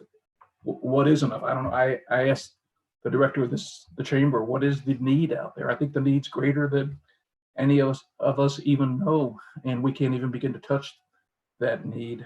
I think I've heard some member of council saying that it's like us throwing a bucket of water on a fire. You know, the fire is great. We certainly need to do something to be helpful. I think the gift card program is an effort for us to try to get out there and say, yes, we are interested in helping you. We certainly need to control that resource as it's acquired with city money. And that's been my concern. I certainly don't think the CDC needs to apologize. I think they're doing what they think is the right thing to do. They put together a program that benefits what they think are small businesses, but certainly benefits themselves as the dollars come back. And that concerns me that the city loses control of that resource as it's acquired. So I certainly want to say we're interested in helping. 2020-46 is a ordinance that says we want to be very helpful. We want to inject not only $500,000, we want to inject $1.5 million into helping out where we can. And I think it's going to take that kind of effort as we come back online, as businesses come back online. I think we're going to see a great need. I don't think we've seen the end of the story. I heard the Speaker of the House, Larry Householder, talking about the fact that we haven't seen the end of this pandemic and its impact on state and local government. And as the chair of the Finance Committee, it certainly concerns me of where we're heading as a city in terms of being able to make sure that we can fund the essential services that we need to fund. And I don't know where we're going to be in 6 months and what kind of shape the city is going to be in. The Speaker of the House talked about the fact that the state is looking at a $2 to $3 billion economic impact to the state. And certainly having been a former state representative, that concerns me that they're going to be looking to take money away from local governments as they try to solve the state's problem. And so we got to be concerned about our own resources and how to manage them. And but we certainly want to be helpful where we can. And I think that's the impetus behind the gift card program and the impetus behind 2020-46. And I look forward to having further discussions along those lines.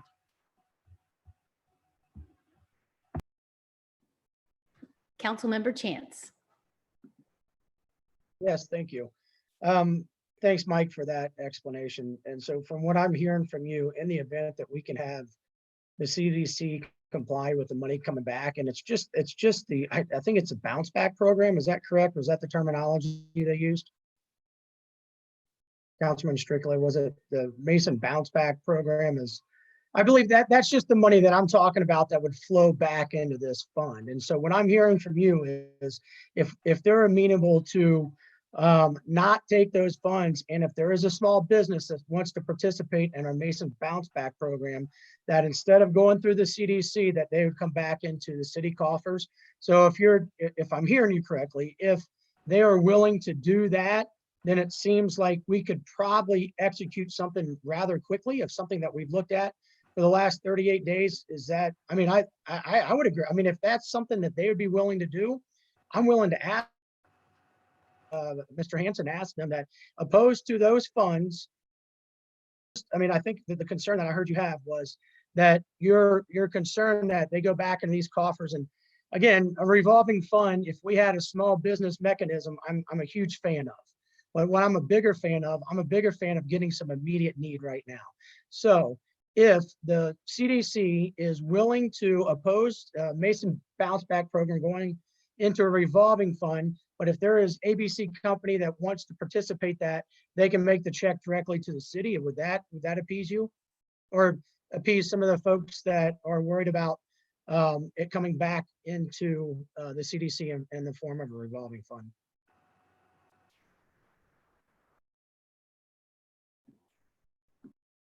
All right, let me unmute. Yeah, sorry. Can you hear me now? Mayor, if I could address that question, I think it was directed to me. So certainly, Councilmember Trance, I think we've made that position known a couple weeks back with the CDC in terms of why do you want to control this resource? But they have never Mr. Hansen, come. if we asked them directly about that, if they would be willing, opposed to doing a Mason bounce back program, that they would be willing to, if it came back into the coffers, like I said, if a company wanted to participate in that it would go directly to the city. Gentlemen, I'm so sorry to interrupt, but I just wanted to point out that the very first discussion that we had, I proposed a bridge loan program, and that was rejected by Councilmember Chance especially, and some others. And I did ask the CDC. What program? What did you say it was? Bridge loan. I'm sorry. A bridge loan. This is not a loan that we're talking about, though. Well, if it's given back, it has to be a bridge loan. Otherwise, it's a grant. And so it's a grant. No, but the bounce back program is just voluntarily, right? They just, if they want to do it, it's not something that they have to do, but it's Force that on behalf of the taxpayers, and that's where it gets tricky. And so the CDC did say that they were not set up to do a bridge loan program, but a grant program they were set up to.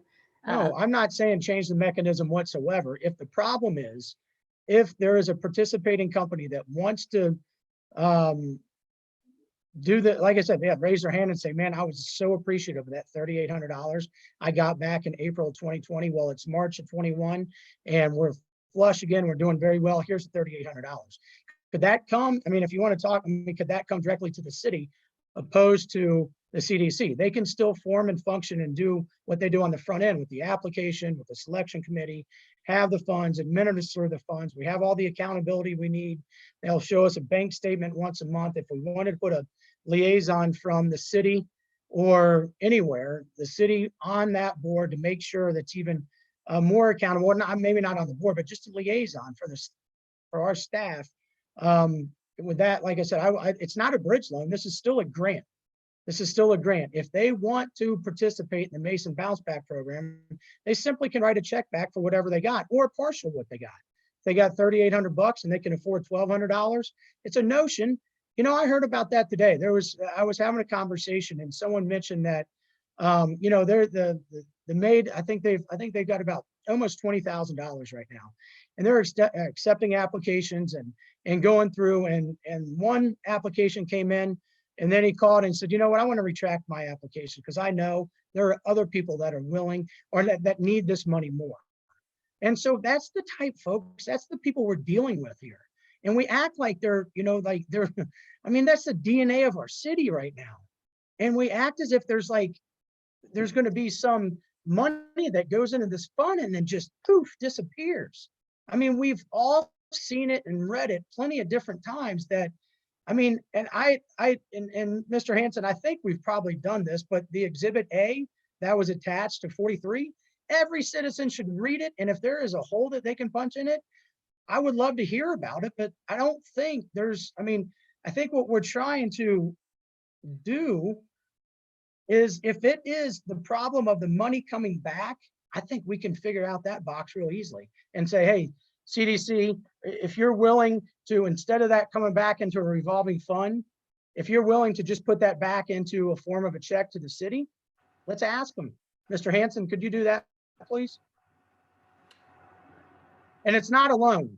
This is not a loan. I'm adamantly against a loan because we do not, no small business needs more debt right now. So anyone to say, hey, here's a loan, they probably wouldn't accept it because who wants to, you know, if you're drowned in, who wants to add more water to it? Vice Mayor Gilt, you're muted. Sorry, if I could respond to that. So that's what we set up. I thought through the amendment on 43, that was the gift card program. Go inject $160,000, bring that asset back to the city and let us figure out what we're going to do with it once we get it. You know, if it's, how do we manage that? Let's, you know, it's broadly drafted enough that the CDC could, in a service agreement, talk about, you know, how do we manage that asset so it isn't a burden to small businesses. But certainly that's a first step to say, okay, how does this going to work? Who are we going to benefit? And are we going to bring that resource back to the city? I'm disappointed to see that hasn't even got off the ground yet. And I've certainly communicated to the mayor that, you know, whatever deal, however she wants to structure that with the CDC, I'm certainly open to that idea. And certainly let's get this going and see how that comes together. And then we can take that next step. If we see it's being managed properly, okay, let's throw some more dollars in there to make it work. And I think that's part of 2020-46 to say, here's $1.5 million that we want to use to help our small businesses. Sure. And where are those funds coming from, that $1.5 million? Please. Where are those funds going to be? Or are they earmarked somewhere? Where are they coming from? Certainly that's, I don't know yet. It's in committee. I think the committee will have to look at that and talk to the finance department. How do we put that together? I don't know what that looks like yet. Yeah, I appreciate that. I just feel like we're in Groundhog Day. We're continuing to have the exact same discussions. And another point that I continuously make is that we've got to understand, and I think everyone on this council would agree that one thing that Mason does very, very well is private-public partnerships. We do that very well because we're smart and we understand government is clunky, and we understand that for us to try to take on and do something, it's hard. I mean, you can ask, I mean, anyone, I think we all would agree that the government is just not a very efficient animal. And if we have a ways and a mechanism to unclutter this thing and actually do it efficiently, we should. And I think we can put as many accountability measures as we possibly can. And I think we could. I think we could do that right now. And, I would just, and yeah, the gift card program, I mean, I think, that's another thing is as good leaders, they're going to listen. And they're going to listen to the feedback from our constituents, from the business owners. And Vice Mayor Gill, quite frankly, people aren't a fan of gift cards. Have you talked to any of the businesses? I mean, they're not a big fan of them. I think it can help now, but at the same time, there's still a liability. I'm muted. I hear people all over saying, hey, come buy a gift card from my business. I see that across the nation, people are pushing the idea that, Yeah, I bought plenty of gift cards, and Mayor Grossman talked about buying gift cards. I've done that. 100% I've done that, but I think it's smart to listen to the CDC when they say this is not the best. And they came back with a proposal on the loaves and fishes. And they said, hey, if you really want to do it, here's a way to deploy it. And I mean, we gave them an opportunity to come back, and they did, with a gift card, and said, hey, we appreciate it. All right, if it's $1.60 we're looking at, I think here's a better and smarter way to deploy it, because they are talking to our businesses. And I just wish that we would have some trust here. And, and Vice Mayor Gilbert, if you want to be the liaison to the CDC, do it. Mayor Grossman, do it. Whoever, I think you guys would make a good, liaison for that. And you guys could hold them accountable whatsoever and report back to us on the 30th of every month with the bank statement. Councilmember, we've gone beyond the issue with tabling, and we need. What are we talking about? We talking about just tabling? We've tabled this topic, and so this was intended. If we were going to touch on that topic, we can respond to comments made by the public, but we're really not. Okay. Engaging. We want to look at this in committee. Vice Mayor Guild pitched an idea last week. We've been trying to get airtime, so to speak, not literally, but our staff is under a state of emergency. They are functioning very differently than what we're used to. Time is very short for them, but the days are very long and they're working very hard. So for us to continuously have these meetings, it makes it difficult to schedule committee meetings as well. And for staff to have time to do some research behind the scenes and report back to us. I haven't read it yet, but there is a memo in our packet, another report from our small business task force team, and I can't remember the exact title, but our city manager formed that team as a response to our inquiries and our research with Ordinance 46. I suppose I could just go ahead and take the time now, if that's okay with council. I can discuss some of the questions about 46 that were asked. Would that be okay? Maybe we can get Councilmember Nelson. Normally I go last, but I can go now to make it more efficient, or I can go last. I just wanted to clarify two different things. Ashley, it's the Pay It Forward program that you're thinking of. That's what they called it, Pay It Forward program. And for Councilmember Gilb, I just want to clarify a misunderstanding. The Pay It Forward program, when they would put money back into the account, that account would have been managed by the City of Mason, not the CDC. So it would be titled to the City of Mason. But one more thing, if we're going to talk about 20. Vice Mayor, you're muted. Councilmember Nelson, I think he wants to respond to that comment. I don't believe you were correct on that last statement. Yeah, the way I understood the program was going to go back into the fund that the CD, as I read their letter, that they were going to say a fund that they would manage. Yes, I mean, Pay It Forward program is completely opposite. Pay It Forward is just a crowdfunding site that they're using. Councilmember So Chan, it's not relevant like to discuss now. Okay. Yeah, yes, but I think that the CDC was going to manage it, but the funds were actually going to be in an account that the city of Mason had control over.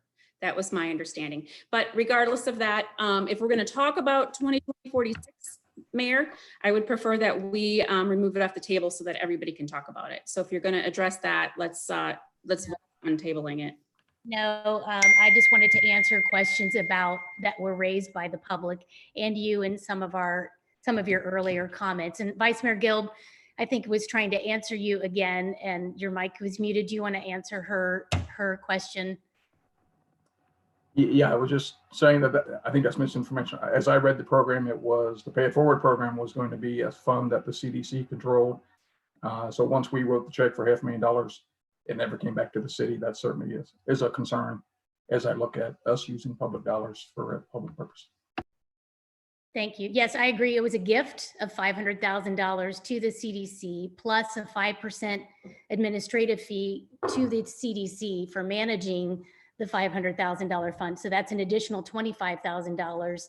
And their purpose was to have it in the Pay It Forward account and hopefully create that revolving fund. But it was not be subject to oversight by the city because it's in the possession of the nonprofit. It was a gift in its original proposed form.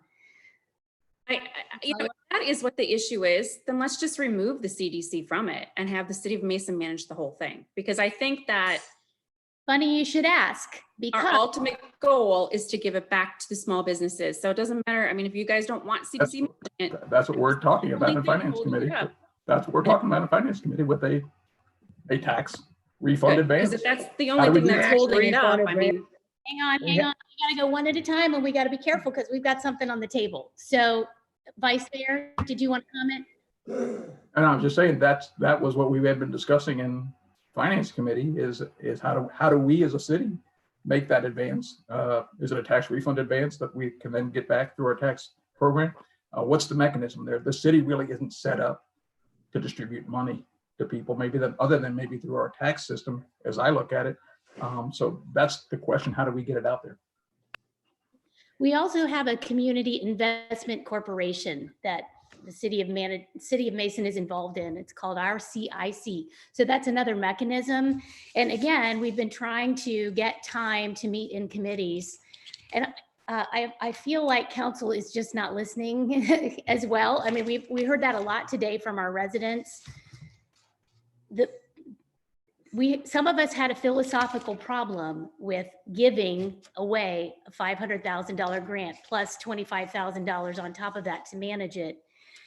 I've heard it discussed by council members too. The need is so great and overwhelming.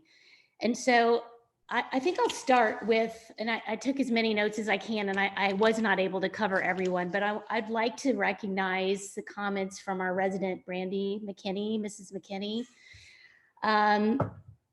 That was heartbreaking to hear her commentary, and it was so sincere and so well said.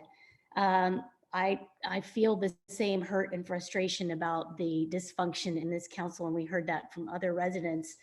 I too have been a single mom of 4, and I am no stranger to financial uncertainty. And even in this current economic crisis, I'm not a stranger to financial insecurity.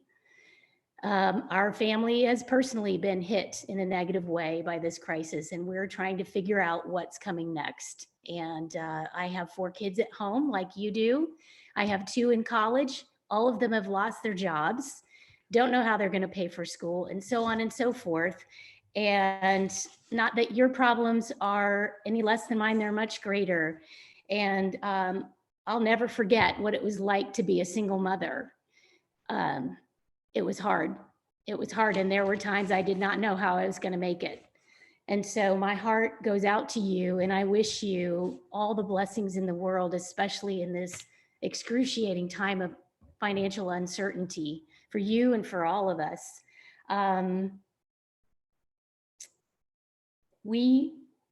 One of the problems I have with the grant to the CDC, the $500,000 gift, is that I can't help people like Mrs. Brandy McKinney. And our city is full of them. And so how do I justify a grant of $500,000 to a wonderful charitable cause when I can't help everybody? And so I'm permitting favoritism, and not every business could be benefited in some meaningful way with only $500,000. And so we've been asking council, please give us some time. Let's slow down a little bit. Let's see what we can find and create a larger fund that takes a more comprehensive approach to this problem, because it's not just our small businesses that are hurting. We care about them very much and we want to help them, but our residents are hurting. Our Brandy McKinney's are hurting, and they're all over our city. We have immigrants who are home with their children now who speak English as a second language, and they've lost their jobs, and they have financial and food insecurity. We have all kinds of problems. We have medical workers that don't have the equipment that they need. The problem is so great that only God can really help us. I believe that, and I know that he will. But as far as what is our role with public funds and looking after the public interest. So how can we develop programs that don't just benefit small businesses, but they benefit our residents too, and infuse cash into those small businesses? And we're brainstorming all kinds of things for a gift card program with that. By the way, as an aside, I was not aware of the Chamber's or the CDC's press release about the gift card program. I thought that they had rejected it. So that was news to me today. So for me, philosophically, I had a hard time giving $500,000 plus $25,000 to a private nonprofit. And I do think there were problems with oversight, and I did not know who would be on the anonymous selection committee. And I can go on and on about that, but I won't. But I don't have a philosophical problem with the city managing things. And every step of the way, we do our best to give each investment or purchase or expense a public purpose to the best of our ability, to be as fair and equitable as possible. Many residents asked about what is the purpose of the $1.5 million Ordinance 46. And as far as I'm concerned, it was a step of good faith and commitment to our small business community. And I need to tell you right now, it does not encumber $1.5 million. That's part of the reason it's so overarching and not very detailed. However, after hearing public feedback and feedback from my colleagues, we realized we need to do some committee work so we can make some proposals on possibilities for how this $1.5 million could be spent. And it wouldn't give the city manager a blank check. He would have to come to council every step of the way if he ever spent more than. Mayor, I mean, we're not supposed to discuss this. So I'm letting the public know that there is no encumberment of the 1.5 million. And we're going to talk about it more in committees. And we're working on scheduling committee meetings for Wednesday of next week. It will allow us to help small business over time if it passes. Councilmember Chance referenced the mayor's plan on the radio as being a 3-year plan. Well, yeah, it's a short-term, long-term, and longer-term concept. And we do need to do more work on it. But we're going to have long-term impacts, as Vice Mayor said. The state is, and our local governments cannot print money.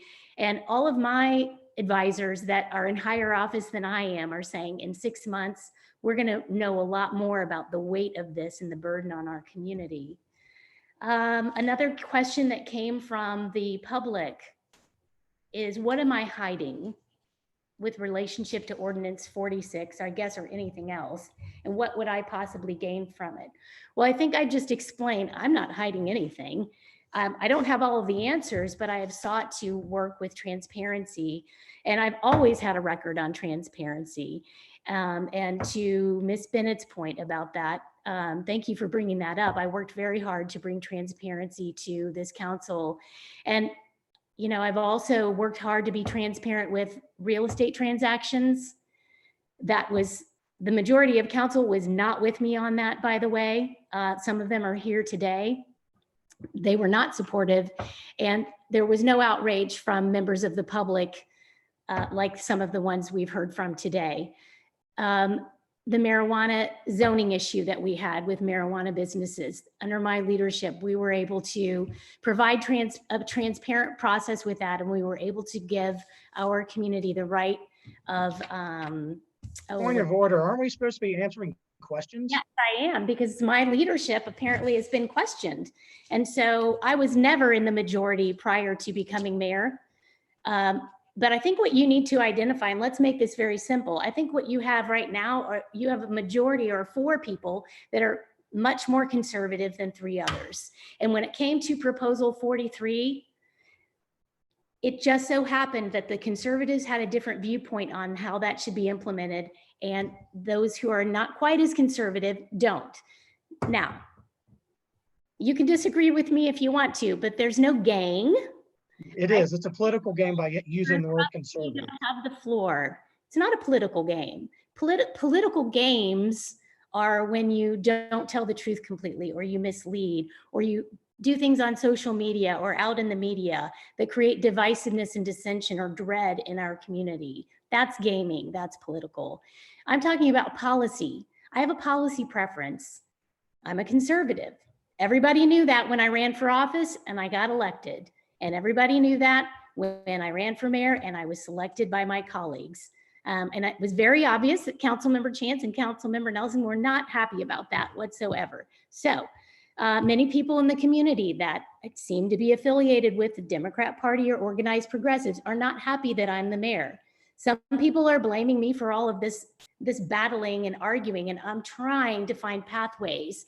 So in lieu of Ordinance 43 as it once was, I proposed something that could be bigger, and so that could prioritize small businesses for the long haul, because it's just not something that we've invested in previously, other than to invest in large corporations that help prop up those small businesses by creating demand. I'm just checking my notes to see if I've gotten everything. I covered the meeting issue, the purpose. It was unfortunate that Councilmember Nelson used the name of a private citizen who has shown an interest in the city of Mason for a few years anyways. It's my understanding that I was introduced to him through this job on council, and that he had contact with our previous mayor and spent time with our previous mayor as the leader of the council. And I don't really know how it all got started, but he has some control over some of the acreage in downtown Mason. Our council went to see one of his projects in Loveland. I believe some of you have also gone on private tours with him to see some of his other projects. I have also gone out to dinner with him and his wife one time. It was lovely. Thank you very much. And we talked about his vision for downtown Mason and his vision for his project that he has. And there was nothing wrong with that or inappropriate, and I have nothing to hide. I had a steak, by the way. It was great. I guess that the idea that I was going to give $1.5 million to a private citizen for his project may have been generated by Councilmember Nelson. I don't know, but it's not true and it's not possible. And there's no way that I could manage something like that without the approval of at least 4 council members and transparency. So I resent your allegations and mischaracterizations. They were inappropriate and they're damaging to our community. And now you've got people worried that somehow something inappropriate is going to happen with $1.5 million when there was never a plan to do something inappropriate. It was a substitution for the original proposal 43 that we could do over time and in a way that the city could manage it. And I believe you owe Mr. Cohen a sincere and thorough apology, Councilmember Nelson. And I think lastly, I'd just like to say that I'm sad by council members and some members of the chamber and people on social media who forced some of us into an ultimatum. If you didn't support Ordinance 43, then you were anti-small business. That's not true. And we have said it over and over and over and over again. We're looking for pathways. We want to do something. Our preference is that because it is public money, that the city find a way to control it. Working fast wasn't as important as working well and doing things right. It always takes a little time to get things right, but that's okay. And so, council members, I don't know how to fix this other than asking you to be respectful and following the rules. And when you have a point to make, instead of giving characterizations or mischaracterizations or just giving conclusions for arguments, be more careful with your words. I'm watching social media. It's not pretty out there. Our city does not look good. I have not made comments on social media at all, but many of you have. 3 of you have. And radio and so on and so forth. So I'm trying my best to maintain order and follow the rules and to find a pathway that will make Councilmember Stricula happy, Councilmember Chance happy, Councilmember Nelson happy, and all of the others who have a different vision for how to execute small business assistance. And with that, I will ask if there's anyone else who would like to comment. Councilmember Chance, we've heard from you. I did see Councilmember Nelson's hand go up. Would you mind waiting if Councilmember Nelson wants to go first? Ashley can go. I'll go after. All right. Yeah, mine's real quick. I mean, I appreciate that, Mayor, and I understand what you're trying to do. But again, using the word conservative, and we're looking at, okay, $500,000 or $1.5 million. What is more conservative, the past 500,000 or 1.5 million? That's what I'm talking about. Like, that's the type of games that is to use all these words. And 1.5 or $500,000, what is a more conservative approach? I can answer that. All right. Okay, good. Now remember, 1.5 is not something that we would use right away. So there are a couple of ways to look at the word conservative. Conservative meaning you are careful and you don't do things very impulsively or quickly, or you take time, or you do it a little bit at a time. So the idea of the 1.5 is not that it would be encumbered, and we'd have to identify funds, but it's just a commitment that we could use over time, a long period of time, to be thinking about small business programs and what we can create. But right now we're under a state of emergency with our staff. So it's difficult to be as creative as we might have been under normal circumstances. So that's where that comes from, the short-term, long-term, and longer-term idea, because I want to please you. I know that you've spoken about helping small business and doing more with small businesses since I've worked with you. And so I think that this might be a pathway, but we're not planning to encumber it all at one time. We couldn't. That would be reckless. We're worried about encumbering 500,000 because of the impact of the COVID-19 economic shutdown.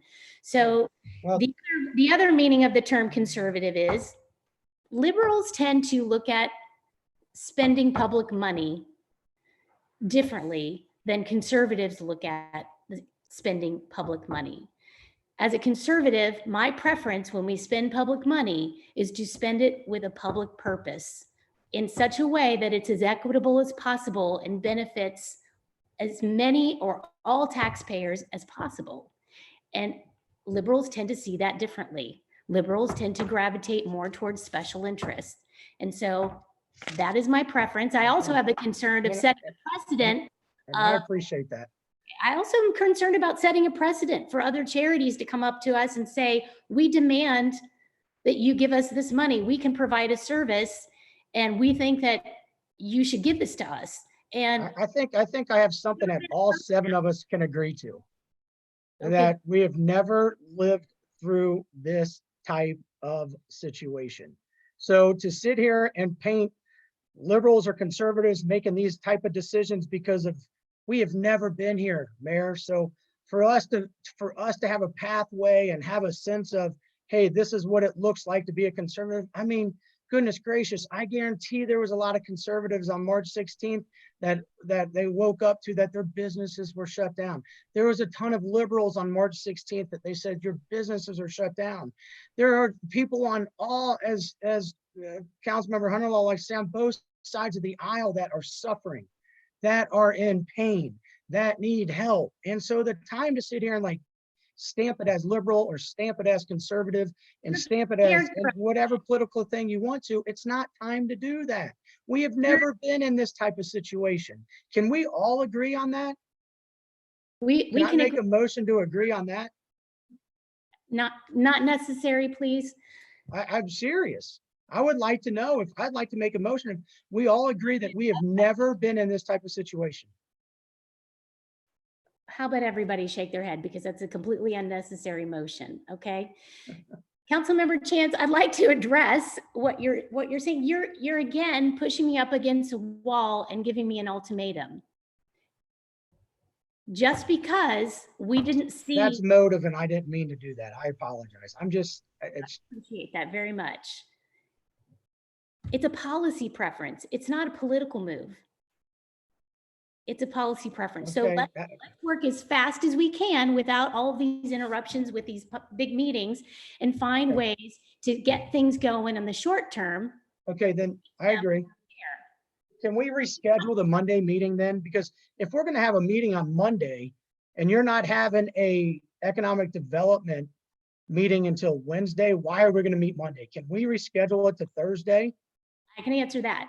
Monday's our regularly scheduled date. I would have scheduled an economic development committee for Monday prior to the meeting, but you guys were very upset the last time we met, and you were accusing me of, and others, of planning to pass Ordinance 46 after a second reading at the Monday meeting. So in good faith, as you know, you got an email sent to you about that if you saw it, that I would not schedule an economic development committee meeting, nor would Vice Mayor Gill be scheduling a meeting until after our regularly scheduled time. So we should just stay on course. I think with Monday, we have some city business to take care of. The Ordinance 46 is tabled until it can be reviewed by committees, and we can always call a special meeting if we think we're ready. Yes, Vice Mayor Gill. Mayor, I just wanted to reiterate again, we've already passed 2020-43 as amended, the gift card program. I am hopeful we can get that out there and get that in place, and certainly encourage that we do that. So great. It's a first step. Mr. Hanson. Yes, I've just been looking for an opportunity, and maybe for the audience watching, but as well as council, just want to send an email out to everyone. Have had conversations with CDC representatives. They want to make sure, and council did. You've adopted Ordinance 2020-43 as amended for a gift card program. Even though the CDC was not anticipating that type of program, they have affirmed that they remain interested, are discussing how they may be able to partner with the city to move forward on what you've authorized. So just want to make sure that that's clear to the audience. I know we use lots of words and phrases, but that's where that sets now. That's great news. And Mr. Hanson, if you could set up a time for me to meet with members of the CDC, and then we can also possibly have them meet with us at our Economic Development Committee meeting, but perhaps a personal meeting with me and members of the CDC. I'd love to be able to do that at our earliest convenience.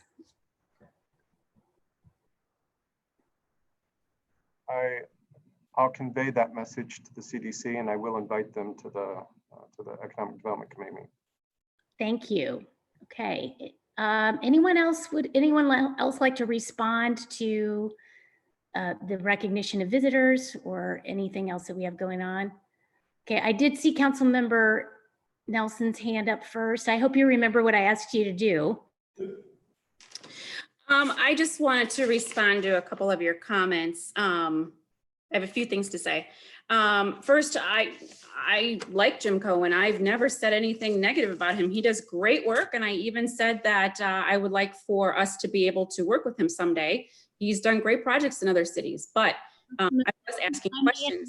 You heavily insinuated that there was an inappropriate relationship. I asked questions because that's my job to do that. I wanted to know if that's where the money was going. Please don't interrupt me. I didn't interrupt you. You need to be interrupted right now because you're out of order. Okay, you can make a heavy insinuation in the form of an interrogative. Okay, I'm still talking. I'm gonna move on. I also am a little bit insulted that I think you just called me a non-conservative person. I am a conservative. I'm a Republican conservative. That doesn't really matter though, because we're really not supposed to be running on party line. And this issue of our small businesses hurting for money has nothing to do with party lines. I'm a conservative, I'm a CPA, and I'm a taxpayer advocate for individuals. So I am probably a textbook conservative. But I don't really see what that has to do with helping other individuals.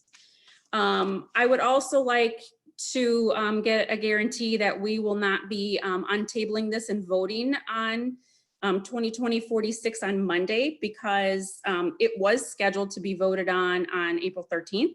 And it definitely can be voted and passed on Monday with zero information. So if you're going to schedule an economic development meeting later in the week, I would like your assurance that we will not be voting on this until there's information given out to everybody. I believe it was taken off the agenda, correct? Yes, but you can still vote to untable it and vote right then and there. Okay, well, you have my solid assurance, 100%. I appreciate that. And then if I could just address our residents, I wanted to thank you for taking the time to speak today. I know it's not easy always getting up in front of people talking. I've listened to all of your words. My heart breaks for our city and how we are acting and have acted. And I will do my best going forward to try to get it, have council get along better, to do my part in getting along better. I've listened to you, and I'm supporting you, and I am also representing you. So thank you for coming forward today. Councilmember Nelson, one more thing. An apology was in order. For who? For me and for Mr. Cohen. I apologize, Mr. Cohen. I absolutely did not realize if I insulted you. I do apologize. I think you do great work. I never mentioned you, Kathy, in my paperwork, so I don't feel like I owe you an apology. I didn't acknowledge you at all. You referenced social media posts and different things, and I was no, I never ever once referenced a social media post. So if I was wrong about that, but I assumed that you were directing that at me. Otherwise, it would have been about the previous mayor. So which was it? I didn't even say mayor. So, and our previous mayor was awesome. So I would never say anything bad about him at all. So you're refusing to apologize? Okay, well, we'll let the record show. I guess if you want an apology, I mean, I don't know what I'm apologizing for, but if that would make you feel better. They love apologies. Councilmember Chance? All right, Councilmember Bradburn, let's move on. Just briefly, you have my assurance that I will not vote to go ahead and untable the ordinance at our regular scheduled meeting. As I said before, give us a little time in the committee to also work with the staff. And I think to be honest, I think we broke a little bit of ice today. Maybe not, but I'm hopeful. Thank you.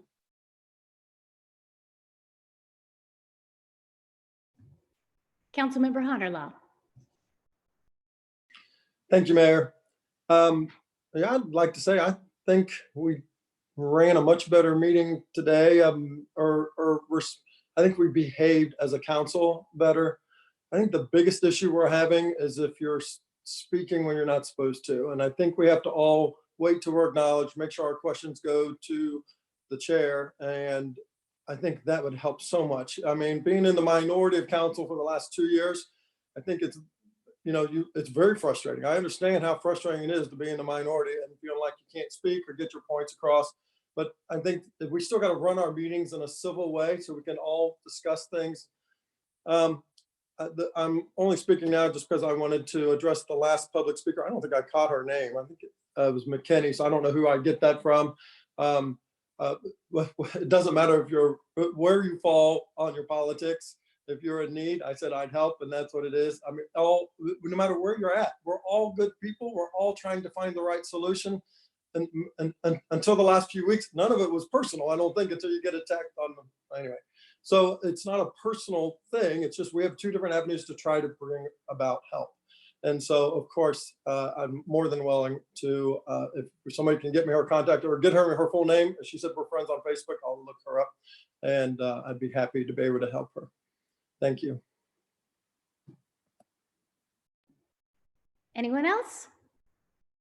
We covered everyone? Oh, Councilmember Bradburn, and then we'll grab Mr. Stricula. I was going to do a motion to adjourn, but if Josh has something to say, let him go. Thank you. I'll be brief. First, I also want to thank everyone for coming, not just today, but the other day and speaking. It is difficult, I think, to get up in front of this group, but probably even more difficult in this format. And appreciate the comments. So a couple of follow-up things, Mayor. You mentioned, you admonished mischaracterizations that you said that I've said, which I don't know what they are, but I'm just wondering if, I've proven to you today the mischaracterizations and the lies that Councilmember Bradburn said the other day, and we're still waiting for you to admonish that. It hasn't happened yet. And that's where I think that issue is with this respect, right? Because there's clear favoritism here, and you're not playing it across the level. You made mischaracterizations now about my political leanings, and that's the stuff that just continues to perpetuate, right? You continue to do this over and over again, and those are things that we have to stop so that we can move forward, so that we can get something done. Okay. And that's also okay. I don't know that I named your political leanings, but this particular policy is. You said the three of us were liberals. I think you said that.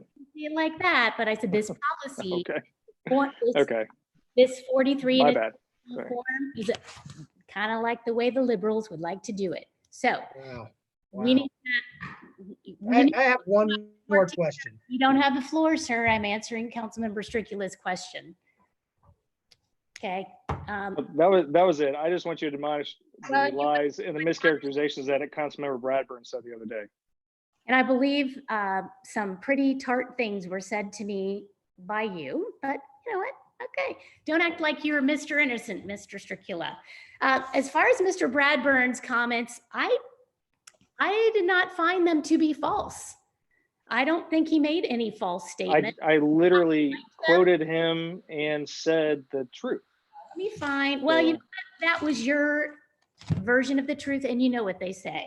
I don't remember where I wrote that down. I've got it somewhere.